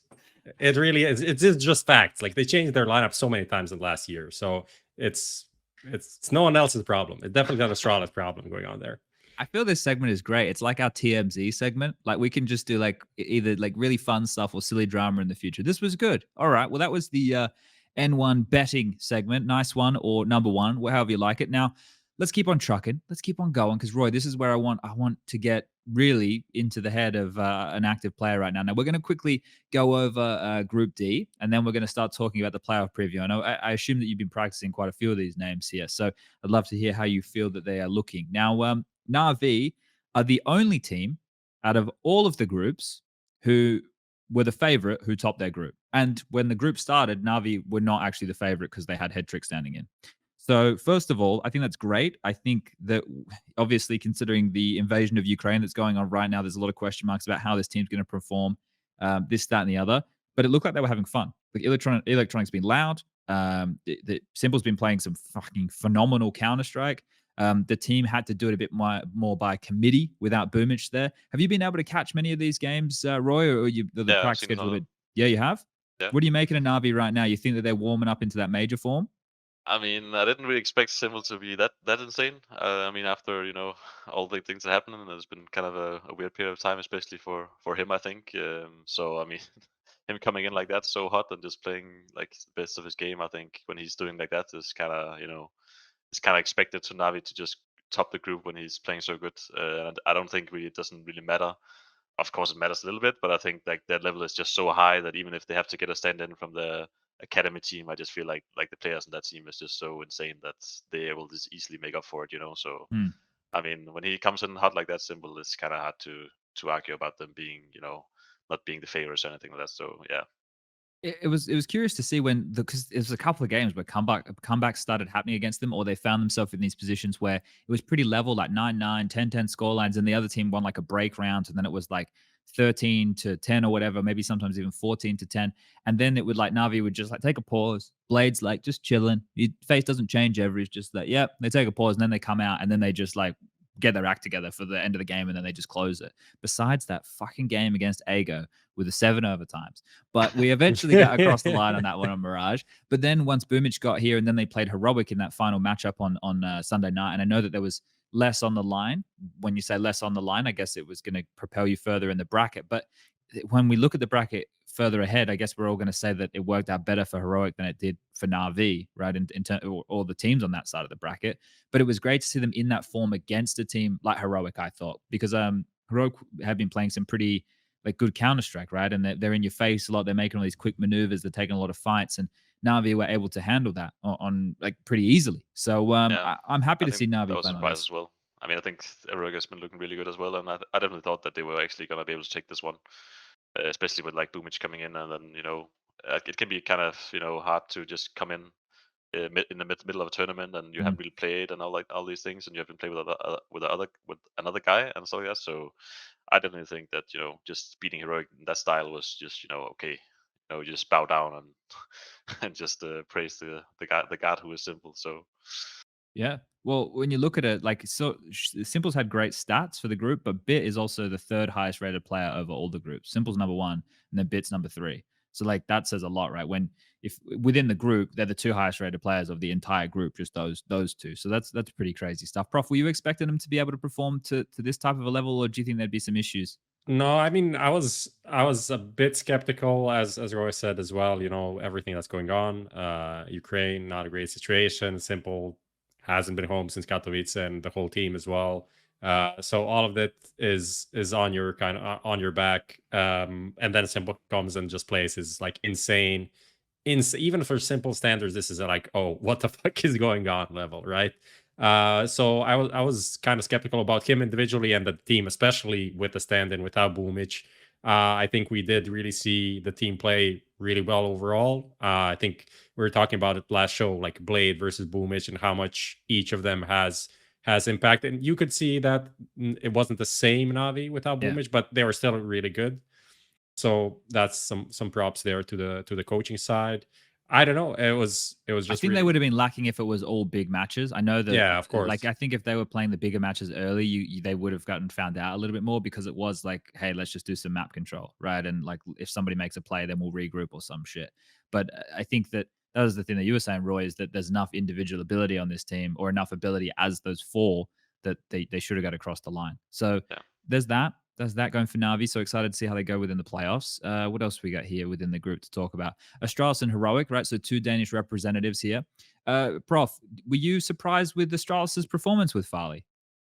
I mean, was Farley a big difference in this whole thing? I wouldn't say. A little bit more assertive as an AWPer, I would say. Yeah, I think you can watch the games and you can see at least some glimpses or some moments, some rounds where you can see him. Oh, he's doing something. He's doing something. And I don't mean like Lucky was a player that couldn't do anything, but he just didn't seem to have any initiative at all.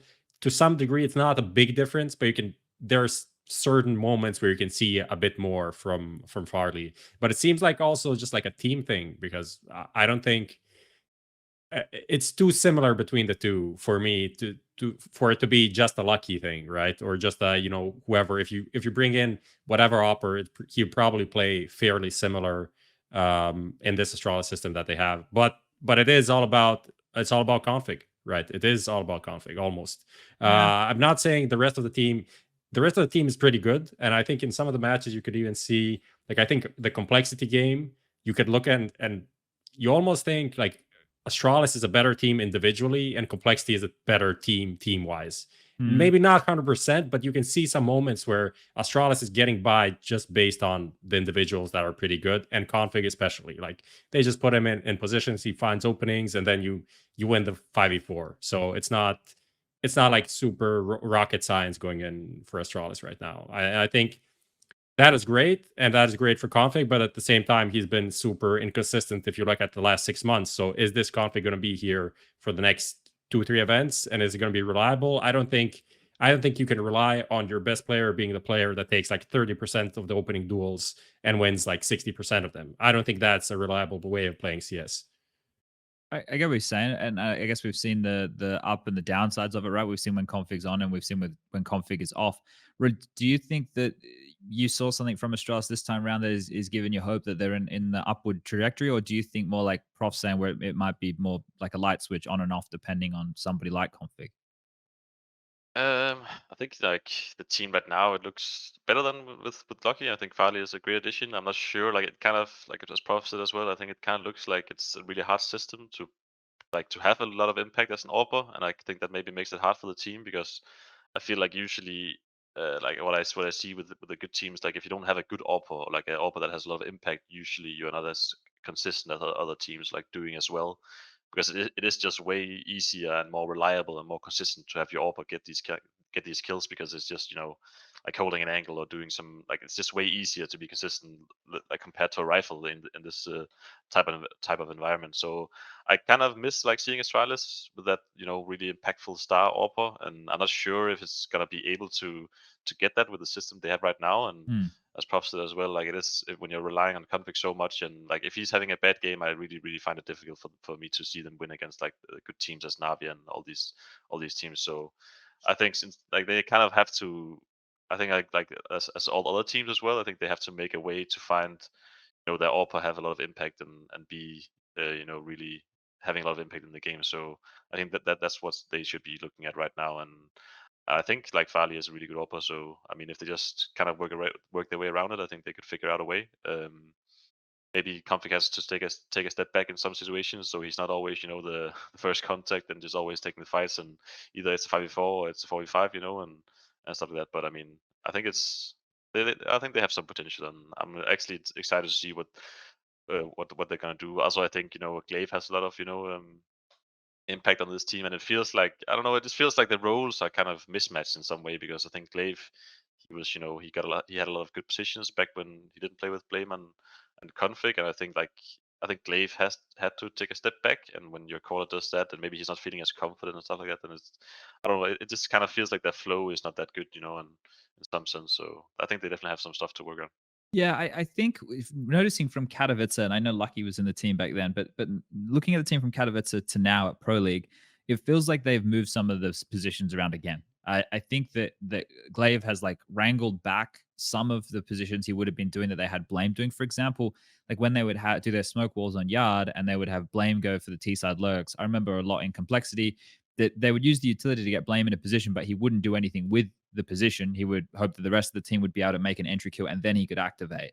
In some of the games, they put Glaive in those type of positions again, so he was a lot more active around the smoke walls on Yard or Nuke, for example, looking for space, and then you always had Config going for something crazy, right? I think that they put like Blame in Xipex's roles in lobby a little bit more. I think that's what they kind of changed up on the T side.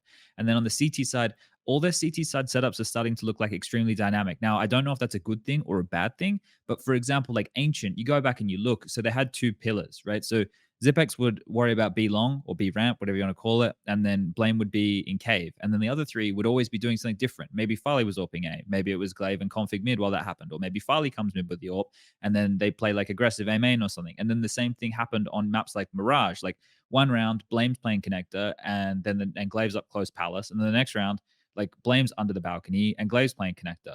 Now, I don't know if that's like intentional for them to be doing that. I know that they have the flexibility of the players to do that, but it just is difficult. It's difficult to consistently keep coming up with new stuff like that. That's the thing that I might, that might become a problem. I like when I watch it because it makes them seem difficult to read and they're always doing something new, which means there's a lot of CT side calling as opposed to like Gambit, where it's like more sit back, wait, respond. They're the ones setting the tone a bit more. So I thought that was cool, but then it's just going to come down to how much creativity they can have. And I agree with you in the sense that, it would be nice to see them. Well, I think the last piece, I think Zip's always just going to have to take the bitch rolls from now on. It doesn't really have a choice. He's going to do the utility. He's not even the main clutch anymore, right? That's going to be over towards Blame.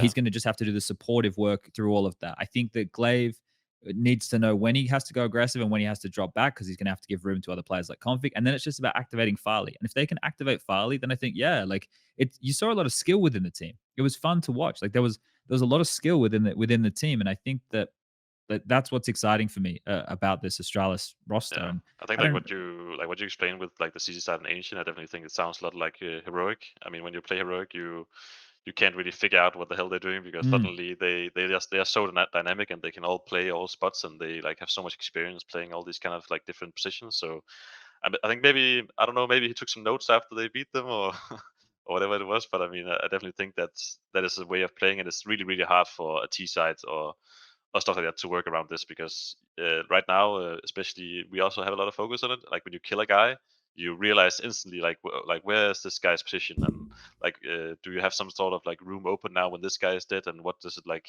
you just use all these informations for the guys you see like to kind of make calls around the round. So when you face a team like this, when Astralis is playing like this, you suddenly see Blame if he's the cave player and you see him connected, and suddenly you're like what the like where is the space now? Like, is there someone in cave now instead of him and stuff like that? So it's definitely very hard, but it's also hard to have this kind of approach because then it means that you as a player need to be able to play a lot of different positions well. So it has kind of have this it's ups and downs in terms of that. So.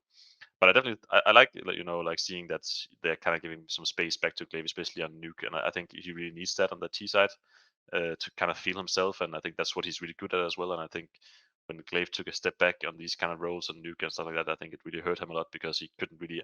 I think it's like when you have a caller and you put him in some positions that he's not used to, it's just very hard to know to like have the same reads and do the same calls because you just put in situations where you're not usually are and you can't really like help the team in the same way. So I mean, I'm definitely glad that they're trying to work around it because I definitely think this their sole problem is just their roles and how they like approach the way of playing the map. So I definitely think that's like the main focus for them, and it should be. And I think then other than that, then it should be to get the AWP to be impactful because that's very important too. But if they can figure those two things out, I definitely see a world where they can be really good. Yeah, nice. All right. Well, we're going to talk a bit more about Heroic when we go to the playoff bracket, I think, Prof. So should we just jump forward to talk about North America, and you can tell Yeah. everybody why that you're an EG supporter? Yeah, I mean, I put it there essentially as a joke. Okay. Well, After that's it. After last episode, there was that talk about complexity versus EG, who's going to do better, and I had this inkling like, this is the moment. I think you're on the kind of the same train, at least from what I gathered on the broadcast. Like there is some hope that at this EPL Group EG are going to do something. They're going to show us, all of these players, they've been good at some points, right? Yeah. Won majors, MVPs, whatever. And then we saw them play here, of course, yeah, without Malik, which is unfortunate. But I don't think this was, a coach being their difference of them being absolutely underwhelming, just even boring to watch. No one showing up individually. Like literally every series, there was like one player that was okay, and everyone else was in the red, essentially. And their game plans were just defaulting all the time. And the one good series that they had, that was against Complexity, actually, where Stewie was just carrying 2 maps. And he was the worst by far until that point, the worst player of the tournament, like 0.6 rating. And then he has 2 good maps, and it looks like kind of competitive. So what is this? This is like this doesn't look like a team. I don't see any win conditions possible at all. Yeah, EG is an interesting one here. Now, I think a lot of people are probably expecting like some big rant about like how can they do this? Like how are they so bad? This, that, and the other. Here's the thing: if the org is happy to pay them, that's their money, that's their position, that's their brand, that's their choice. So I was thinking about it and thinking, does it really bother me? Does it really bother me? No, it doesn't. But if I'm a North American Counter-Strike player and I'm an up and coming North American Counter-Strike player, it bothers me. That's if I was one of them, it would bother me. Or if I'm a Copenhagen Flames gentleman like roeJ right here, it probably bothers him because this is a team that is obviously not competitive. Here is season 13, 14, and 15 of EG and how they've gone, and they're not competitive. Now, that's fine. If the organization wants to spend their money on this, these are 5 established players. These players are worth, a good chunk of change. I'm sure they're getting paid very well. So if they want to, if this is the team that they want, if this is the team that Malik had decided on that he wants, well, this is their choice, and they made their bed, and they got to sleep in it. That's how the old adage goes. I'm not going to sit here and get mad about it. I've already gone off on my whole situation to do with partner teams. I don't think you need to argue anymore with the partner teams when you can see this type of result. So people thinking that this squad is going to get removed, why would they get removed? Can anybody give me, Prof, could you give me a reason of why, as another Louvre Agreement partner team or a Blast partner team, why you would remove a team that you are guaranteed to beat every time you play? Money? Who cares? EG are burning money. They don't care. No, but the thing is, like, if you kick out EG, let's hypothetically, I don't think this is going to happen, because that would, as you said, this needs the other 12, 13, 14 teams to vote out EG. Essentially, that's the only way. And I don't know if it's 50%, 70% of them need to agree, whatever. But if they kick out EG, then they can get a new team in, which goes through like a bidding process that we had with heroiC and FURIA and all of these. So you get a couple $1 million to buy in a new team, which is nice. It's nice. Money is nice. What do you think about money, Roy? I mean, I feel like it's pretty sad to see a team like this, because for sure, I think everyone knows what kind of money they make. They make like a sick, insane amount compared to like other teams that I feel like is just way better. And I don't know what it is exactly. I think Chachi put it pretty well. Like it just feels like they're not it doesn't feel like they're a team, or like they're playing in, I don't know, like it's just very difficult to watch, because I mean, you know what they earn, you know how much they like potential they have. I feel like, especially like a guy like Breezy, it just feels so weird seeing him, and like losing every single match and not even being competitive, and not really putting up any numbers. But I feel like the environment just seems so hard, and I don't know, it just feels so weird, because you look at these names and you feel like, okay, this could be a pretty good team, and they have some potential here and there, and then you see them play and you're like, what is happening? So I don't know. It just feels so weird to watch them play, and especially like also zerg as well. Like I felt like he was a great over back in the day, and I don't know, Stewie as well. I don't know. It's just so weird. I mean, I feel like taking back, maybe the only name I feel like is pretty questionable to take back is probably like Automatic, because he was, I don't know, like In how good he Valorant, was yeah. before. Yeah, like he changed the game, and I don't know, like, and then they have like Rush, and like the team just seems very weird in general, and I'm just really sad to see. It's just I feel like it's just a wasted opportunity for some other guys who could really use this chance. But I mean, it is what it is. Like they have a lot of value in the names. They're great names, and probably have like a good brand and stuff like that. So maybe EG they don't really care. I don't know, but I Yeah. mean, it That's feels what it pretty feels bad, like, right? Yeah. That's what if you're like, you've either been hoodwinked if you're the owner of the team, right? You've been sold that this is going to be good, right? And you've signed up again after what was the last 2 years of the roster. The only thing that they really accomplished, right, was They IEM qualified New for. York. Oh no! From that point, okay. I thought Yeah. about the new roster qualified for the RMR, and Yeah, that's that's gonna good. be. I mean, we are like almost writing this team off, because from what we saw, like the eyes that we have, and maybe some people don't have eyes. I have them. I looked at the game. It looks very bad. Like, but I think even just like reading some of the stats, you can see that if someone reads out the stats, you could say like, this probably isn't going to be a team that works, that you don't even need to see anything from the game. It's just even like one of the things that even tilted me a bit is like literally after the first 2 games they lost, which was a complete disaster. It looks like they were like super fine with it. It seems like, oh, whatever, fist bumps, let's back up our stuff. It's not like, oh, we're tilted because we're trash. It's just like, oh, it's this exactly what we expected. That's how I read it. I'm not saying that is what the players are feeling, but that's how it feels to me. It feels like they know that they're bad, and they don't care. Like, I actually had that same feeling back when we played them in the like at the major. I'm not sure when it was, but we beat them in the best of one, and it was just so weird seeing them afterwards. Like they walked out and they just seemed like, okay, now we are off, so great. Now we have the whole day off, and we're out of the tournament. I'm not sure if we actually beat them and like they took them out, but I think they maybe went 0-2 or something, or 0-3, but it was just it just feels so weird, because you are so passionate about the game, and then you just beat someone, like we just stomped them so hard, and then they just walk out like nothing happened. It was just so weird to see. So I mean, I kind of like that for me, that's just the worst part, like seeing people doesn't really feel like it's not the exact same team as they are now. Of course they could be different, but I just really hate not feeling that passion about the game, or like the love for the game, and they're just doing it for the money or whatever. Like it's just it just feels really bad. It's one of these things where like an extended period of time off, so that like you can actually see what the Counter-Strike world is like, or what the world is like when you're not a salaried member of a big organization, right? Like I think a lot can be said for perspective. I think when you're, it's like the saying of, can't see the forest for the trees, right? Once you're in the team and everything's going and the money's coming in the bank account every couple of months, and yeah, sure, you have a meeting and they say, look, guys, we want these results, or this is the goal for the year.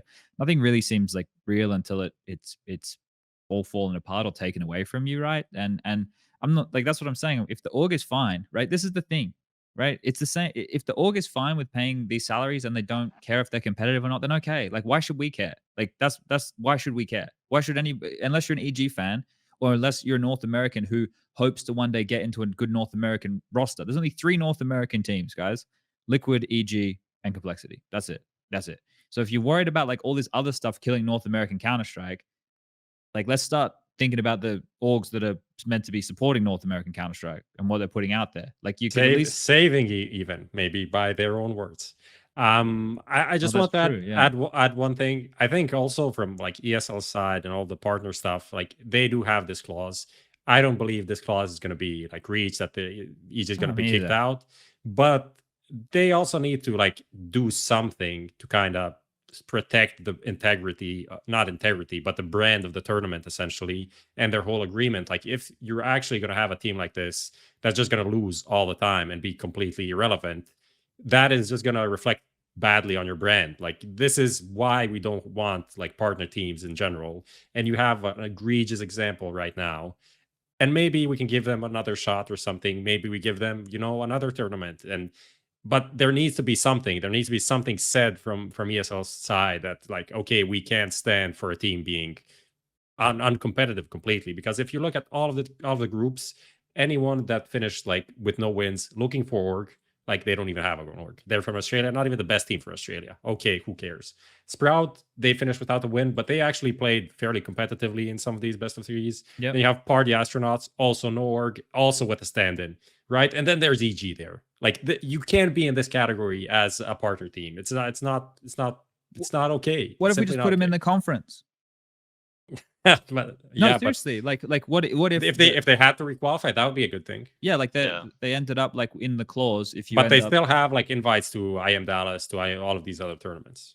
Okay, yeah, well, that's where the issue starts to become bigger and worse. But for Pro League specifically, that would be maybe a good step. That would be a good step. Yeah, because then if they can't qualify against the teams in the conference, then you have some real issues, right? Like, I think the thing is, like, this is why I'm not being like overly harsh. This is why I'm not like sitting here going, man, they fucking, like, I'm not going to do that, because like at the same, like I said again, if the org doesn't care, why should we? But also, if they end up qualifying at the RMR, which we'll talk about, it's going to happen next week. If they end up qualifying at the RMR, then that probably buys them the goodwill anyway. Because you qualify at the RMR, you get into the major, and then maybe Valve brings stickers back, and then you make another $2.5 million for your org off of sticker money, and then your org goes, well, who gives a fuck? We just fund our Counter-Strike team for the entire year with the sticker money they earned us by qualifying at the new easiest region other than Asia. Like, the Americas RMR is like what the CIS minors were, right? Where everybody got upset about the fact that CIS had so many spots. That's what the Americas is now, right? There's 2 good teams. It's FURIA and it's Liquid, right? Like, that's it. That's like, in terms of world Counter-Strike, that's it. So like, let's wait and see. Maybe they qualify. Maybe they qualify and it all works out. It might all work out. Yeah, let's do the playoffs. Let's get into the playoffs. All right. We didn't really talk about Complexity. Oh yeah, they're kind of okay. Kind of what you expect, honestly. Yeah. Roy, did you watch any of the Complexity games? Yeah, I've seen them play. We actually practiced them a lot as well. So, I mean, I don't know. I think they kind of live up to the expectation. It's not like, I don't know, like what the expectations really are. I mean, I don't really see them as a team who is a top contender for tier 1 and being a really, really good team in terms of like the brand that Complexity is. So I mean, it's kind of hard to say. I mean, they have some stuff to work on. They don't really have the experience and like all the great names and all these kind of things. So I mean, I think they are doing all right in terms of what you would expect. So, but I mean, I also think that it's a team that has a lot of potential, in that sense. So if maybe they keep working and have the right mindset and all these kind of things, and it seems like the guys are pretty hungry, and are working for it, and I like to see that. So I think that's what's most important if you want to see a team, progress and make it. It's just that you get the feeling that they're actually passionate about the game and they want to become better and they want to do what's in their power to actually do it. And I think like landing on an organization as complexity is a really, really great opportunity because it secures you these kind of matches. So maybe in time they will become really good. One of the things with complexity, like I think that Pang had like moments where he was looking pretty good, right? I think like JT, I think his first game wasn't very good, but then he bounced back and had a couple of pretty good performances as the in-game leader, which I thought was okay, yeah, cool. Like Floppy seems, I don't know, I'd have to check the stats. I'm about to say like Floppy seems like pretty consistent, like in terms of he's doing his role, he's doing his job within the team. I think the one that worries me a little bit, and like I don't know how much to read into this, like probably too much. I just sit there and I wasn't in love with, compared to the rest of the team's body language and stuff. I wasn't in love with Grimm's body language, right? I don't know. Like I'm not trying to like isolate anybody or anything like that. It just it didn't seem like the most crazy amount of fun. I've got a visitor, guys. So I'm gonna keep. Oh, there we go. You can hear the radio now. Do we need to check audio? All right, cool. We're gonna check audio, guys, while we do the show. So we'll just keep doing the show. I just came in here because I needed a wide internet connection. So we're just gonna keep going. Like there's nothing going on. So you might hear some talking in the background. And I think Junior a bit more consistency on the AWP, right? But do you have any takeaways, Prof? I mean, yeah, I think what they miss is experience with roeJ said, like the late rounds, some of these, when you need to do the smart move and then you overpeak or you go for that third kill or stuff like that, which just complicates the round. Then you lose the round, then you lose the map, then you lose the series. Because they're for most of the games they were competitive. It wasn't that they were getting super blown out or anything. So I think they have potential, and it's exactly what he said. They're a team for the future. Maybe not with the exact pieces. Maybe something changes, but there's something going on there that is good and it's going in the right direction. Of course, it's disappointing that they lost to Ago and that they couldn't close out against like Astralis. They could have maybe gone to the playoffs in some universe, but was it expected? It wasn't. Did they play okay? They did. In the end, they finished with 1 win, which isn't like super amazing when you look at the scores. But I think they played okay CS overall. Yeah, just some of these mistakes that ended up costing them a bit more than they wanted, essentially. Okay, you guys might hear some counting here in a second. Sorry, Ro, you have something to say? No. Oh, all right, cool. I just linked Lucas the bracket. I'll link it for you guys here as well, so you guys can see it. And we'll get talking about the playoffs, and we'll start talking about today, because in about 2 hours from now, the playoffs will be kicking off here. Now I'll explain it for everybody playing at home. This is where we have to have a lot of conversation about the group results and what they mean, because looking at the bracket, it looks like a fucking dumpster fire. It looks like somebody went, fuck Counter-Strike, I don't know what this game is, let's just put teams against each other because it looks like shits and giggles. Now that's not the case at all. Where you placed in your group would determine if you skip through to the quarterfinals. If you play second and third, you have to play off in the round of 12. And unfortunately for FaZe and players who I would say were the favorites in their group, they were unable to top their group, right? So that meant that you have teams like Movistar Riders and FURIA getting through straight into those quarterfinal slots. The only team who was a favorite in their group, who topped their group, was NAVI. Vitality and G2 didn't even qualify from their groups to even contend in those kind of positions. So you end up with, unfortunately, and there's logic to this, and I can explain the logic for everybody if you would like, but there is a reason that the bracket ended up in this fashion, right? There's a part of it that's random, but there's a part of it that makes sense. So, for example, any teams that came first or second within the group are not meant to be able to meet each other again until, I think it's like at least the semifinal.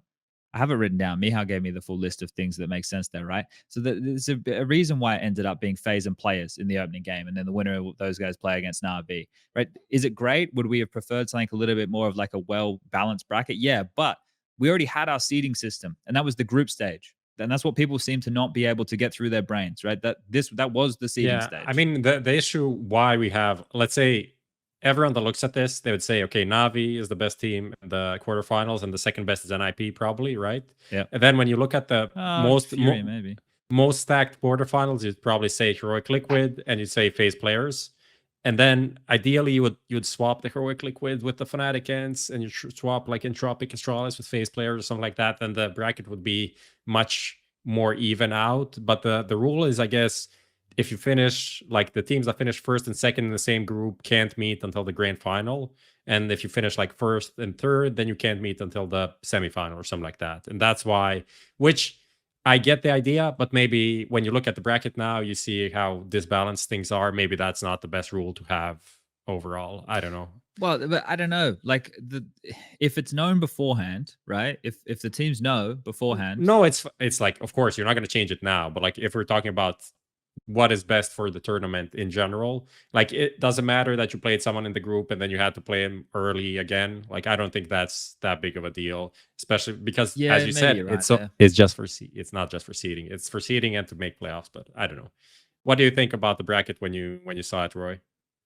I mean, it looks kind of, I mean, like if you would make the perfect bracket, of course you would make some changes, but I mean, it is what it is, right? When favorites don't really step up and do what's expected and stuff like that, then obviously it's gonna look pretty weird. So I mean, that's just how it is, and I just feel like I mean, the only pretty sad bracket to see is just Fnatic ends, and then they're gonna face Movistar in the quarterfinals, and they're gonna make to the semifinals, and then you see FaZe players and NAVI and gonna face the winner of that team, and then so. But I think it could have been way worse than it is. I feel like it's, of course, usually sometimes in a bracket like this, there's gonna be one side or like one or two matches that's gonna be a bit weird to watch because it feels like it's way too early in the stage for these two teams to meet. But I mean, it is what it is, right? And when favorites don't step up, then that's just how it is. Nice. So I think That's it's the fine. logic I like, Roy. That's the one. Yeah, yeah. Nice. Okay. Let's. ESL shit. Mate, when we have a fucking group stage, there's round robin best of 3. It's like, come on now, guys, come on. Anyway, maybe we need some more seeding matches after we qualify. What do you think let's about do that? a week now. Actually, instead, let's turn this week into the seeding week with all of the 12 teams, and everyone plays best of 1 round robin against everyone, and then we use that to seed the playoffs. And then next week we play double elimination playoffs. Yeah. All right.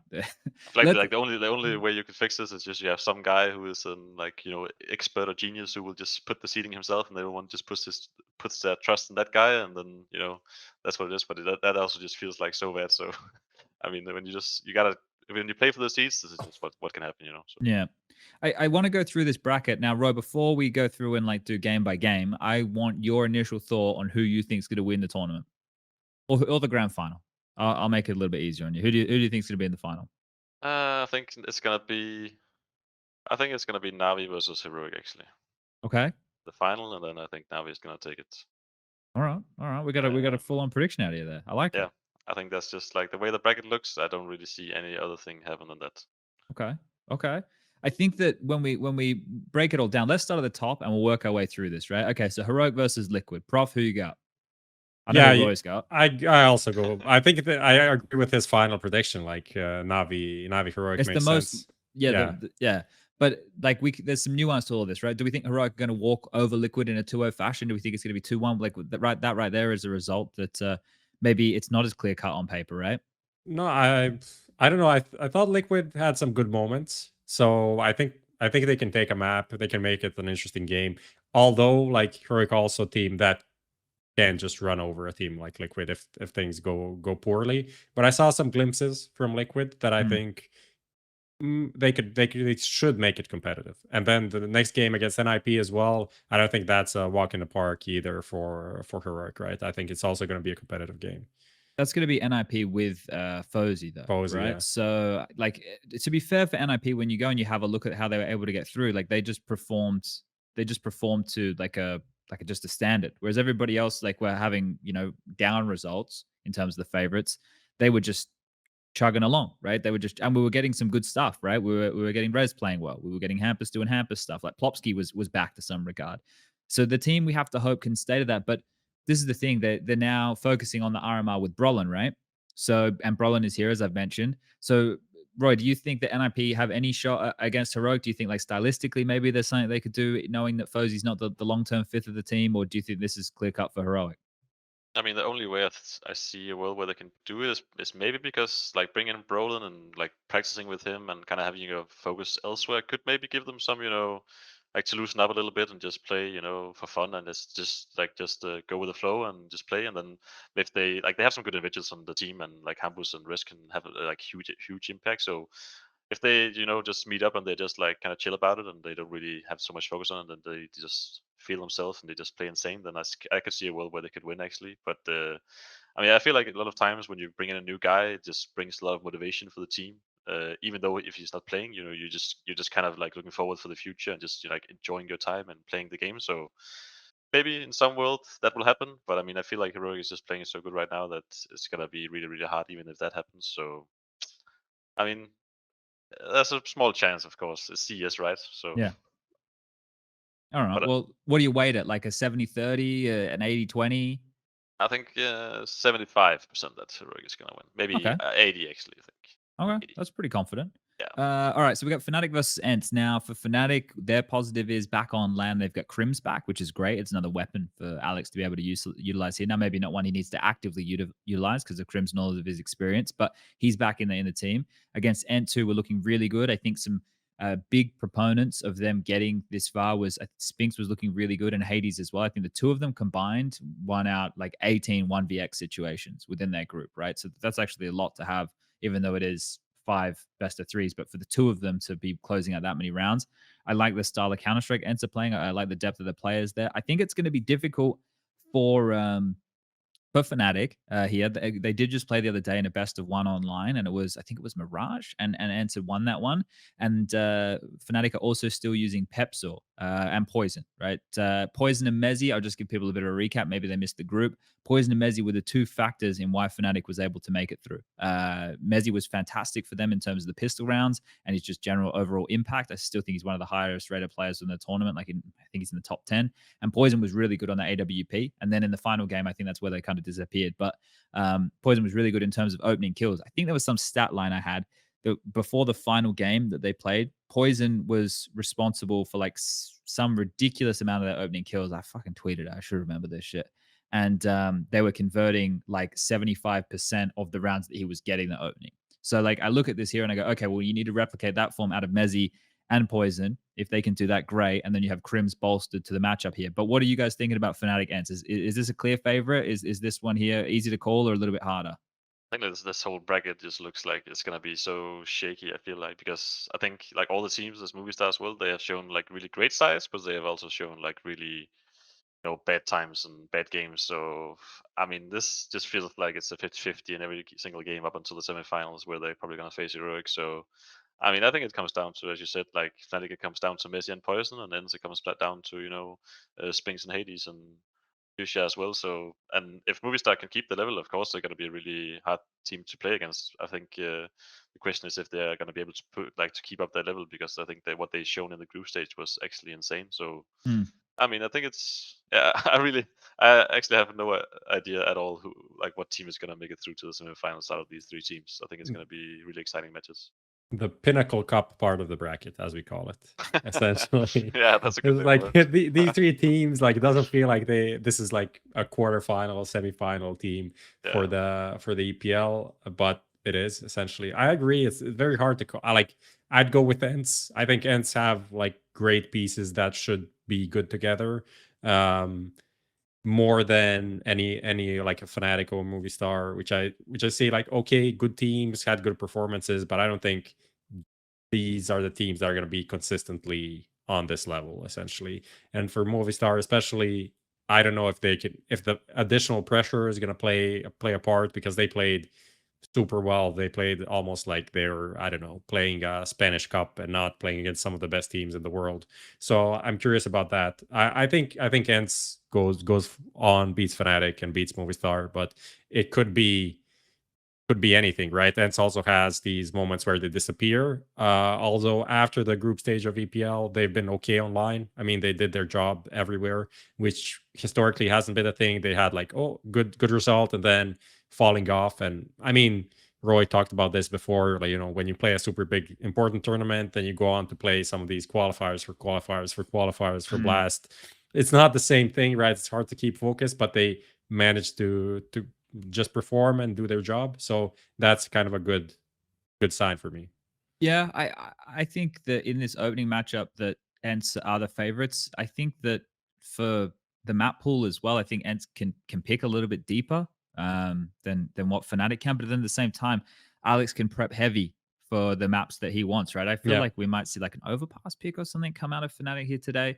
Whereas like, because he's not going to be able to get into the Inferno that Alex probably would want to play as well. So I think that like if they can win their map choice Fnatic, it can be a 3-mapper. But that's the question. It comes down to being able to win their map choice. So yeah, and I'm interested to see, because I feel like more consistency from ENCE, especially in a match like this. If ENCE can come and pick this up in, like, it doesn't have to be a blowout, but if they can make it look good, then this is where the conversation for ENCE can start to change, because the dialogue about them is like consistency, or like how deep can a team like this go, or how what is the real ceiling of this team. There's no doubt they have talented individuals. It's just like how far can they really push that issue against some of the best in the world. So I think ENCE are the favorites. And then against Movistar Riders, I think ENCE remain the favorites. I think Movistar Riders, their biggest issue is continuing to show something new. Like, now, how deep can they play? Right? Like, how does Mopoz not buying armor and playing with a rifle and doing some crazy shit behind a smoke? Like, how long does he get away with that? Right? Like, Sampaius on the AWP, he's had some good games. Is he able to now match it with other, like, really good AWPers? Right? Like, those are some of the questions that I want answers to. I think that we spoke about this last time. I think daviG and Deaths, if they can show more for the two of them, then I think that Movistar can maybe hang around. But it's those two I worry about being a little bit of a liability in maybe some of these crunch matches with low impact. So let's decide on this, boys. So I think we all agree ENCE the favorites against Fnatic, but against Movistar Riders, we got to split this one. I think ENCE is gonna. Yeah, I think like when you play really good, I think Movistar, they're probably in a spot where they're really really happy with like whatever happens now. And when you're in that spot, it can be kind of hard to just give you everything to feel and win the game, because you're already satisfied or happy with what you already done. So I could see a world where they just kind of fall off and ENCE just sweep them out and just win pretty big. So, but I mean, we'll see. Yeah, I don't mind the way of looking at it there. Prof, what are you thinking? Yeah, I'm leaning ENCE as well. Okay. All right. So then we're going to have ENCE taking on Heroic in that game. And I actually think that could be a really good game. That could be spicy, yeah. That could actually be quite a fun semi-final, all things considered, right? Like, I think that ENCE can also play this explosive, like, in your face. They have good individuals. So if you're trying, you like two-man Tessus and fucking refresh push somewhere on the map, and like Madden sitting there waiting with an AK for you, like, he's going to have no issue, mowing down two. Or so they're already going to be in the bomb site planting the bomb, so it doesn't matter either. True. Yeah. So I think Roy, you were going with Heroic making it to the final. Prof, you were there as well. So I think that game is maybe closer. Like, I think it's maybe like a 60-40 for Heroic. I just think, like, I don't know where I'm basing that off of. I'm giving a lot to ENCE here. I'm maybe giving too much to ENCE, actually. I think you're giving too much. 70-30? Yeah, that's better. Okay. I was being generous. But definitely an interesting stylistic clash between those two teams. That's when you can see like how things could maybe go wrong for Heroic, more so than against like an NIP even though maybe I'd say NIP is a stable, better team than ENCE. I don't really see them like beating Heroic. This is like, how does this happen actually? Yeah, it's not like Heroic has an easy run, but they don't have a hard run, right? Like, I think that they'll get tested at points, but for them not to make the final with the bracket they have, if I was them, I would be disappointed. I think so too. I think they are really happy with like dodging FaZe and players and NAVI, and I think that's, if you just do that, then you can't be anything but happy. So, okay. But I mean, it's also as you said, it's like if they lose anything, they're gonna be really disappointed as well. So maybe a bit more pressure. They have to, yeah, exactly. So they have to live up to their own expectations. So okay. Let's jump to the other side of the bracket here, Lucas. Let's talk about this lower difficult. half. This is difficult. I actually think a lot of these games are hard to call. So let's start with FaZe versus Players. That's the second game of the day. That it will be after ENCE versus Fnatic. FaZe versus Players. Now, this one here, it's like the IEM Katowice champions with the caveat versus Players who I feel like Players play to the level of their opponent. Right, that's what I think they're the new team that plays to the level of their opponent, because they had some games throughout the group where I was like, oh, this is a little bit rough around the edges, and then they had like, which was the game that I think it was against Movistar Riders within the group, like on Ancient, where it was only Shiro and Hobbit getting kills, and I think like the other three of them were just like dead silent, right? And then I was talking about on air about NAVI like getting loud and firing up the team. I still think they're trying to, as a team, work out how they want to operate on LAN, like just with the personalities or the playmakers and that kind of stuff. So I worry that there's a couple wobbles for Players, but they've been in this facility the whole time since their group. They haven't gone home. FaZe did. They were obviously much earlier on in the piece. Are there any initial thoughts here on this one, Roy? Like, can you draw a clear line for who you think's gonna be favorite? Have you pracked much against either of these two? I feel like these two teams are just insane. I feel Gambit is, or like Players, they're just a really really good team, and FaZe, I mean, they've been looking so good as well. I think this is probably like the outside of the final, which is going to be Navi and Heroic, I think this is going to be the second most exciting game for sure. And Oh it's shit. Okay. yeah, I definitely feel like this is a really hard to read game. And I actually like your point about players playing up to the level of their opponent. I actually haven't thought about that, but it actually I kind of agree. As I kind of thought there that makes sense. Same moment you said it. So and FaZe has been playing really good. So I think this is going to be a really high level Counter-Strike match, which is always fun to see. And I think it just comes down to in the end of the individuals and the start of the both of the teams and how they're going to play. So yeah, Which way you but leaning? You I got it think either or? I don't know why, but I think FaZe is going to take it actually. Okay. I think FaZe is going to take it. Prof, where you landed on this? Yeah, that's This is more of a gut call, right? That's a gut feeling for me as well. It's just not based on much. Like they played a couple of times. FaZe did win in the important games, the more important games historically. So that's one of the things. It's also just like a studio land. So it's not like Gambit have some extra massive pressure. It's gonna be the same thing as playing in the group stage where they played well. FaZe didn't play that well, but they still made it through. So and they picked up towards the end, which is important, right? That's kind of how you expect things to go. Maybe for a big team, they played without rain and officials, so now they need to get back on track. So I feel like, yeah, it's like a 50-50 coin toss, but just like edging it to FaZe, just like completely on gut. But players is number 2 in the world, and FaZe is number 4 in the world. So, and the players are the favorites. So Yeah. If No, anything, no. FaZe no. are number 2 now. Oh, This is from the beginning of the tournament. If you're looking at you're looking. okay. So FaZe is number 2 now, and they are the Yes. favorites. So that like anything else than them winning is unacceptable, right? Of course, yes. This one here is a very difficult one to call, right? I think that like romantically, I want to think it's going to be FaZe, but I have one of these situations that like because they're just starting essentially like a fresh tournament today, if they don't have their playmakers, if they're not fired up initially, I think it's going to be a little bit harder. Whereas I don't think that players need that same thing to go for them. They can just sit back and play their safety net style of Counter-Strike, and if the game is like quite even, then I think they're going to be okay. But if rops just gets this fucking sick triple kill, or Twist runs into nuke topside and entries both, we're not going to play nuke that's a terrible example. But you get the point, right? Like I know if those individuals pop off, it could be a little bit harder to contain. So I want to go with FaZe as well, but that's because I want FaZe to be, even though I'll lose my bet, I want FaZe to be a contender throughout this year. I think they have all the pieces to be one of the best teams in the world, right? So let's go with FaZe here. Entropiq Astralis. This one's a curious one.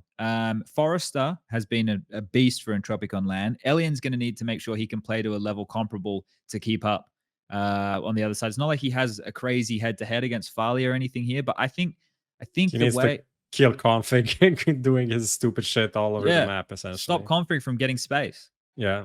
If that can happen, then I think Entropiq can win this game. But I don't know who the favorite in this match is. Like, is not an on paper betting favorite or a ranking favorite, but do you guys have is matchup wise, is there a favorite here, bro? What do you think of Entropiq?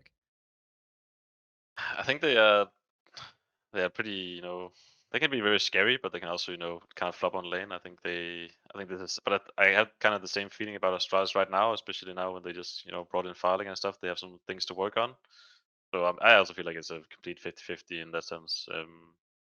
But I don't know why I kind of lean more towards Astralis. Okay. Yeah, I think Astralis would take it, but I think this is a really close matchup. I wonder, right, when you think about this matchup as well, because we've seen some teams more recently than others. So I wonder like how much like our, as viewers, because it happens to me all the time, like our recency bias plays into this. I think some of the Counter-Strike I saw in Group A and Group C was pretty rough. Like it was some not highly entertaining CS, but then like say like there's been some games in Group D that I watched and I was like, oh, okay, like fuck, we're doing this shit. Like we're pod racing again, you know?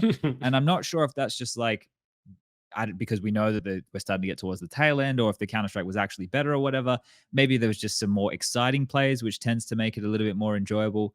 But I don't know. Like on this one here feels like a coin toss for me. I think that if it's a close game, I feel like we talk about Entropiq being a hard team to put away.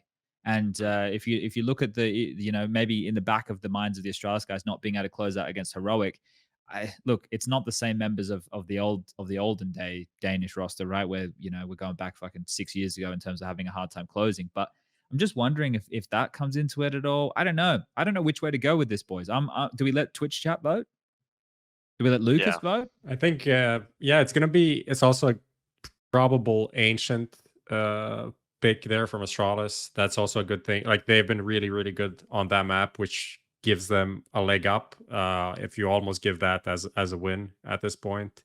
So that's kind of a factor. Odds wise, Astralis is the favorite, but like 160 to 2.3 or something. So it's not. It is kind of a up in the air thing, definitely. We got to make a decision here, Lucas. Do you want to make the call for us? I don't believe in Astralis. Well, if Lucas doesn't believe in Astralis, then I guess that says it all. So let's go with Entropiq. I'm going to begrudgingly go with Entropiq here. I mean, I don't know. If I had all day to debate this, I would probably end up on Astralis. But let's go with Entropiq. I mean, in my opinion, just to elaborate.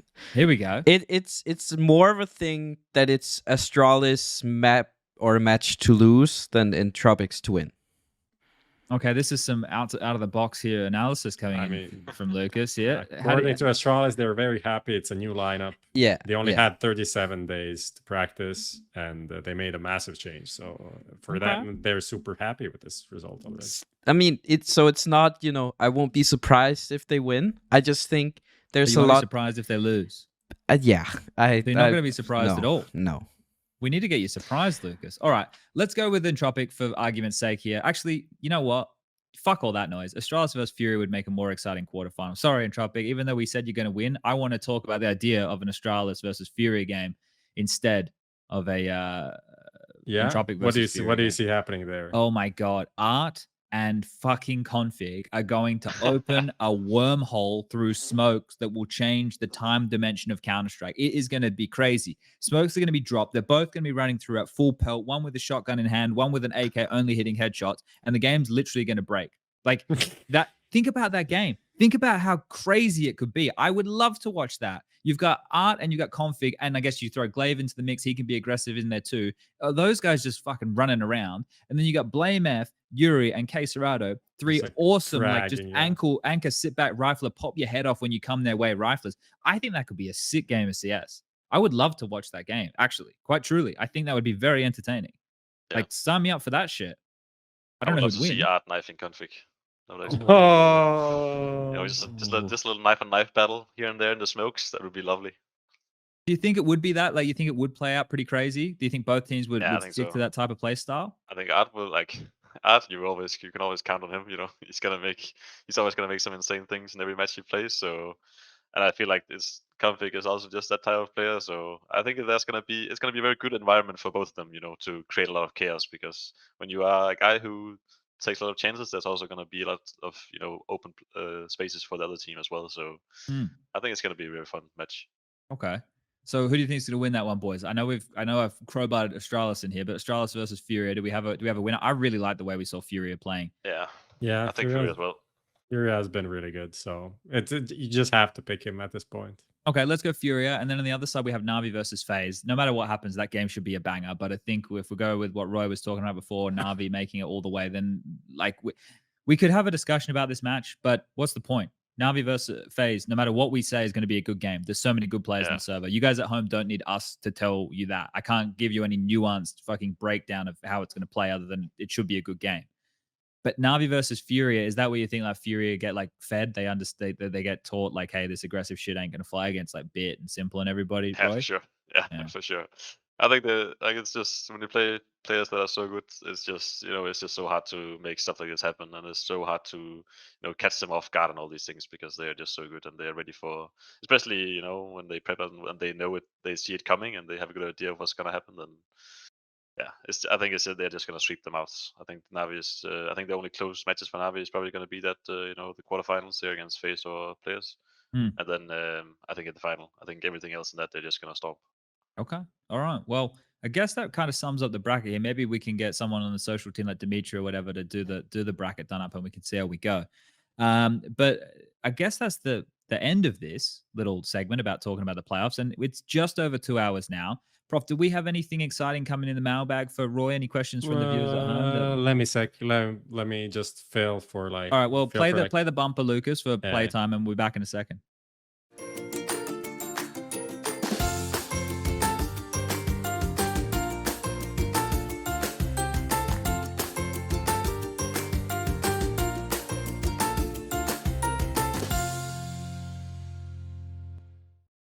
We're back from the mystery that is the break. You ready to go, Prof? There is a question Here we for go. this is for Sponge. Oh, Will CSGO skins combine with NFTs?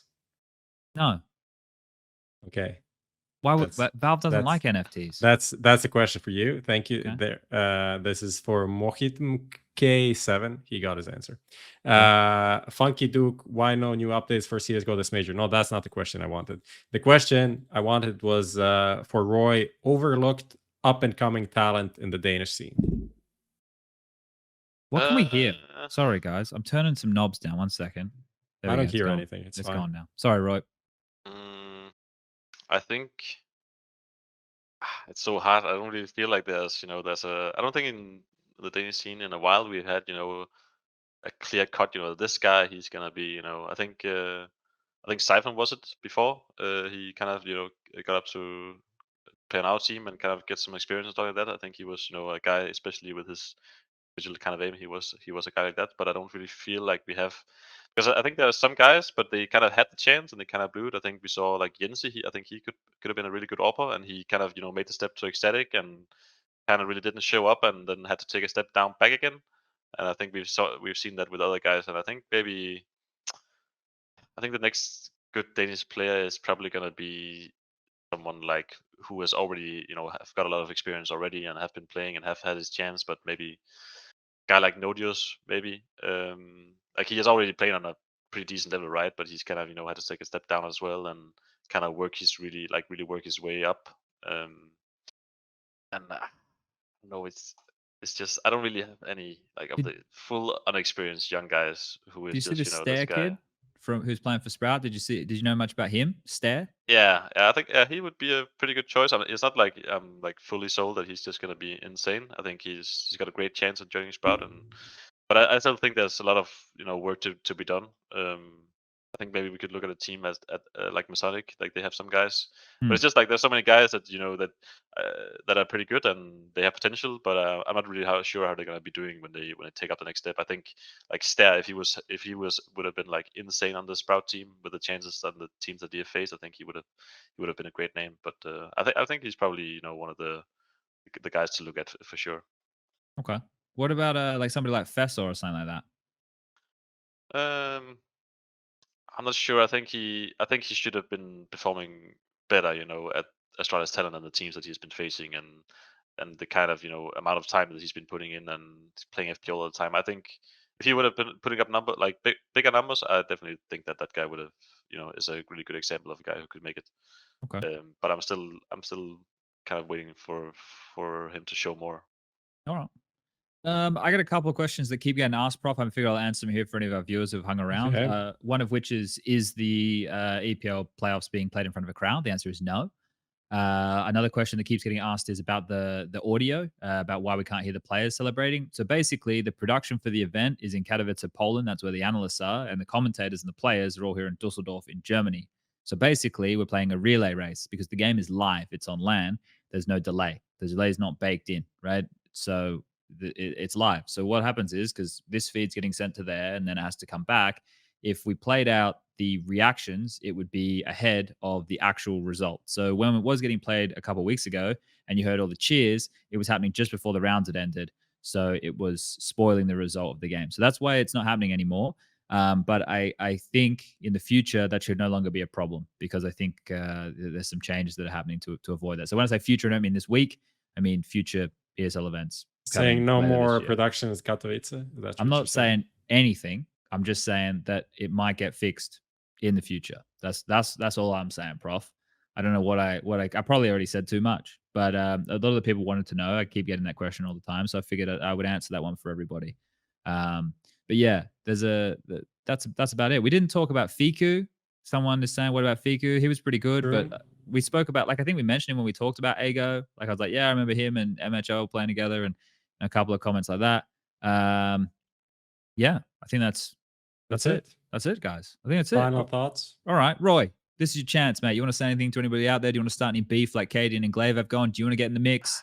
I'm not really a kind of beef kind of guy. I think what I would do if I get into a huge fight with someone, I would just post a smiley and that's that, and let it speak for itself. It's all the guys that doesn't really know the true meaning of the smiley. It's just, it can mean anything. It can mean you want to kill them. It can mean you want to hug them. Okay. That's why I like it so much. It's just I would just put it everywhere. When someone So starts smile something, more. yeah, just put a smiley. It's like you can use the face when you go into the bus and you see a guy you've seen before. You just do the The smile. the bus smile. And, All right. Well, you don't know if you want to kill him or if you want to just say hello. all right. Well, it's next level banter from roeJ. Just the smiles, guys. So make sure you smile some more. Thank you to roeJ for joining us here and filling in for Striker, who has been out with a wait. It wasn't a hangover. He was looking out for other people. Thank you for everybody for tuning in. Thank you to the sponsors, Xtrfy.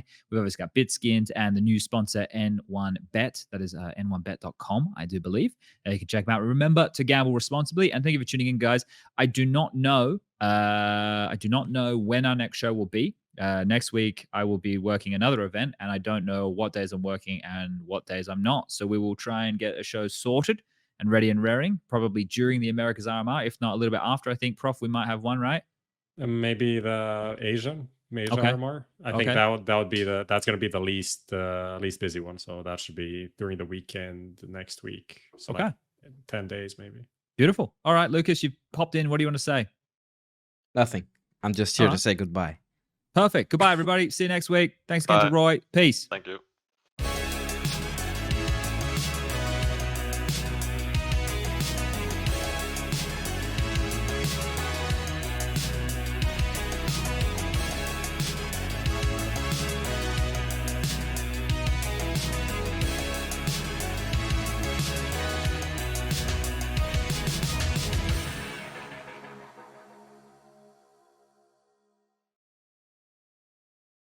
Add some fun to your space with Xtrfy, designed in Sweden with focus on quality products built on experience. You're looking at Project 4, their 4th generation of products with super cool colorways to stand out, with matching sets to satisfy with a solid B4 bungee, lightweight ergonomic M4 mouse, the K4 keyboard is fantastic, all of which are performance focused, and finish it off with colorful GP4 mouse mats that are bold in design and smooth on the surface. The retro theme in particular has got the feels. Complete your setup with Xtrfy. No regrets, guaranteed.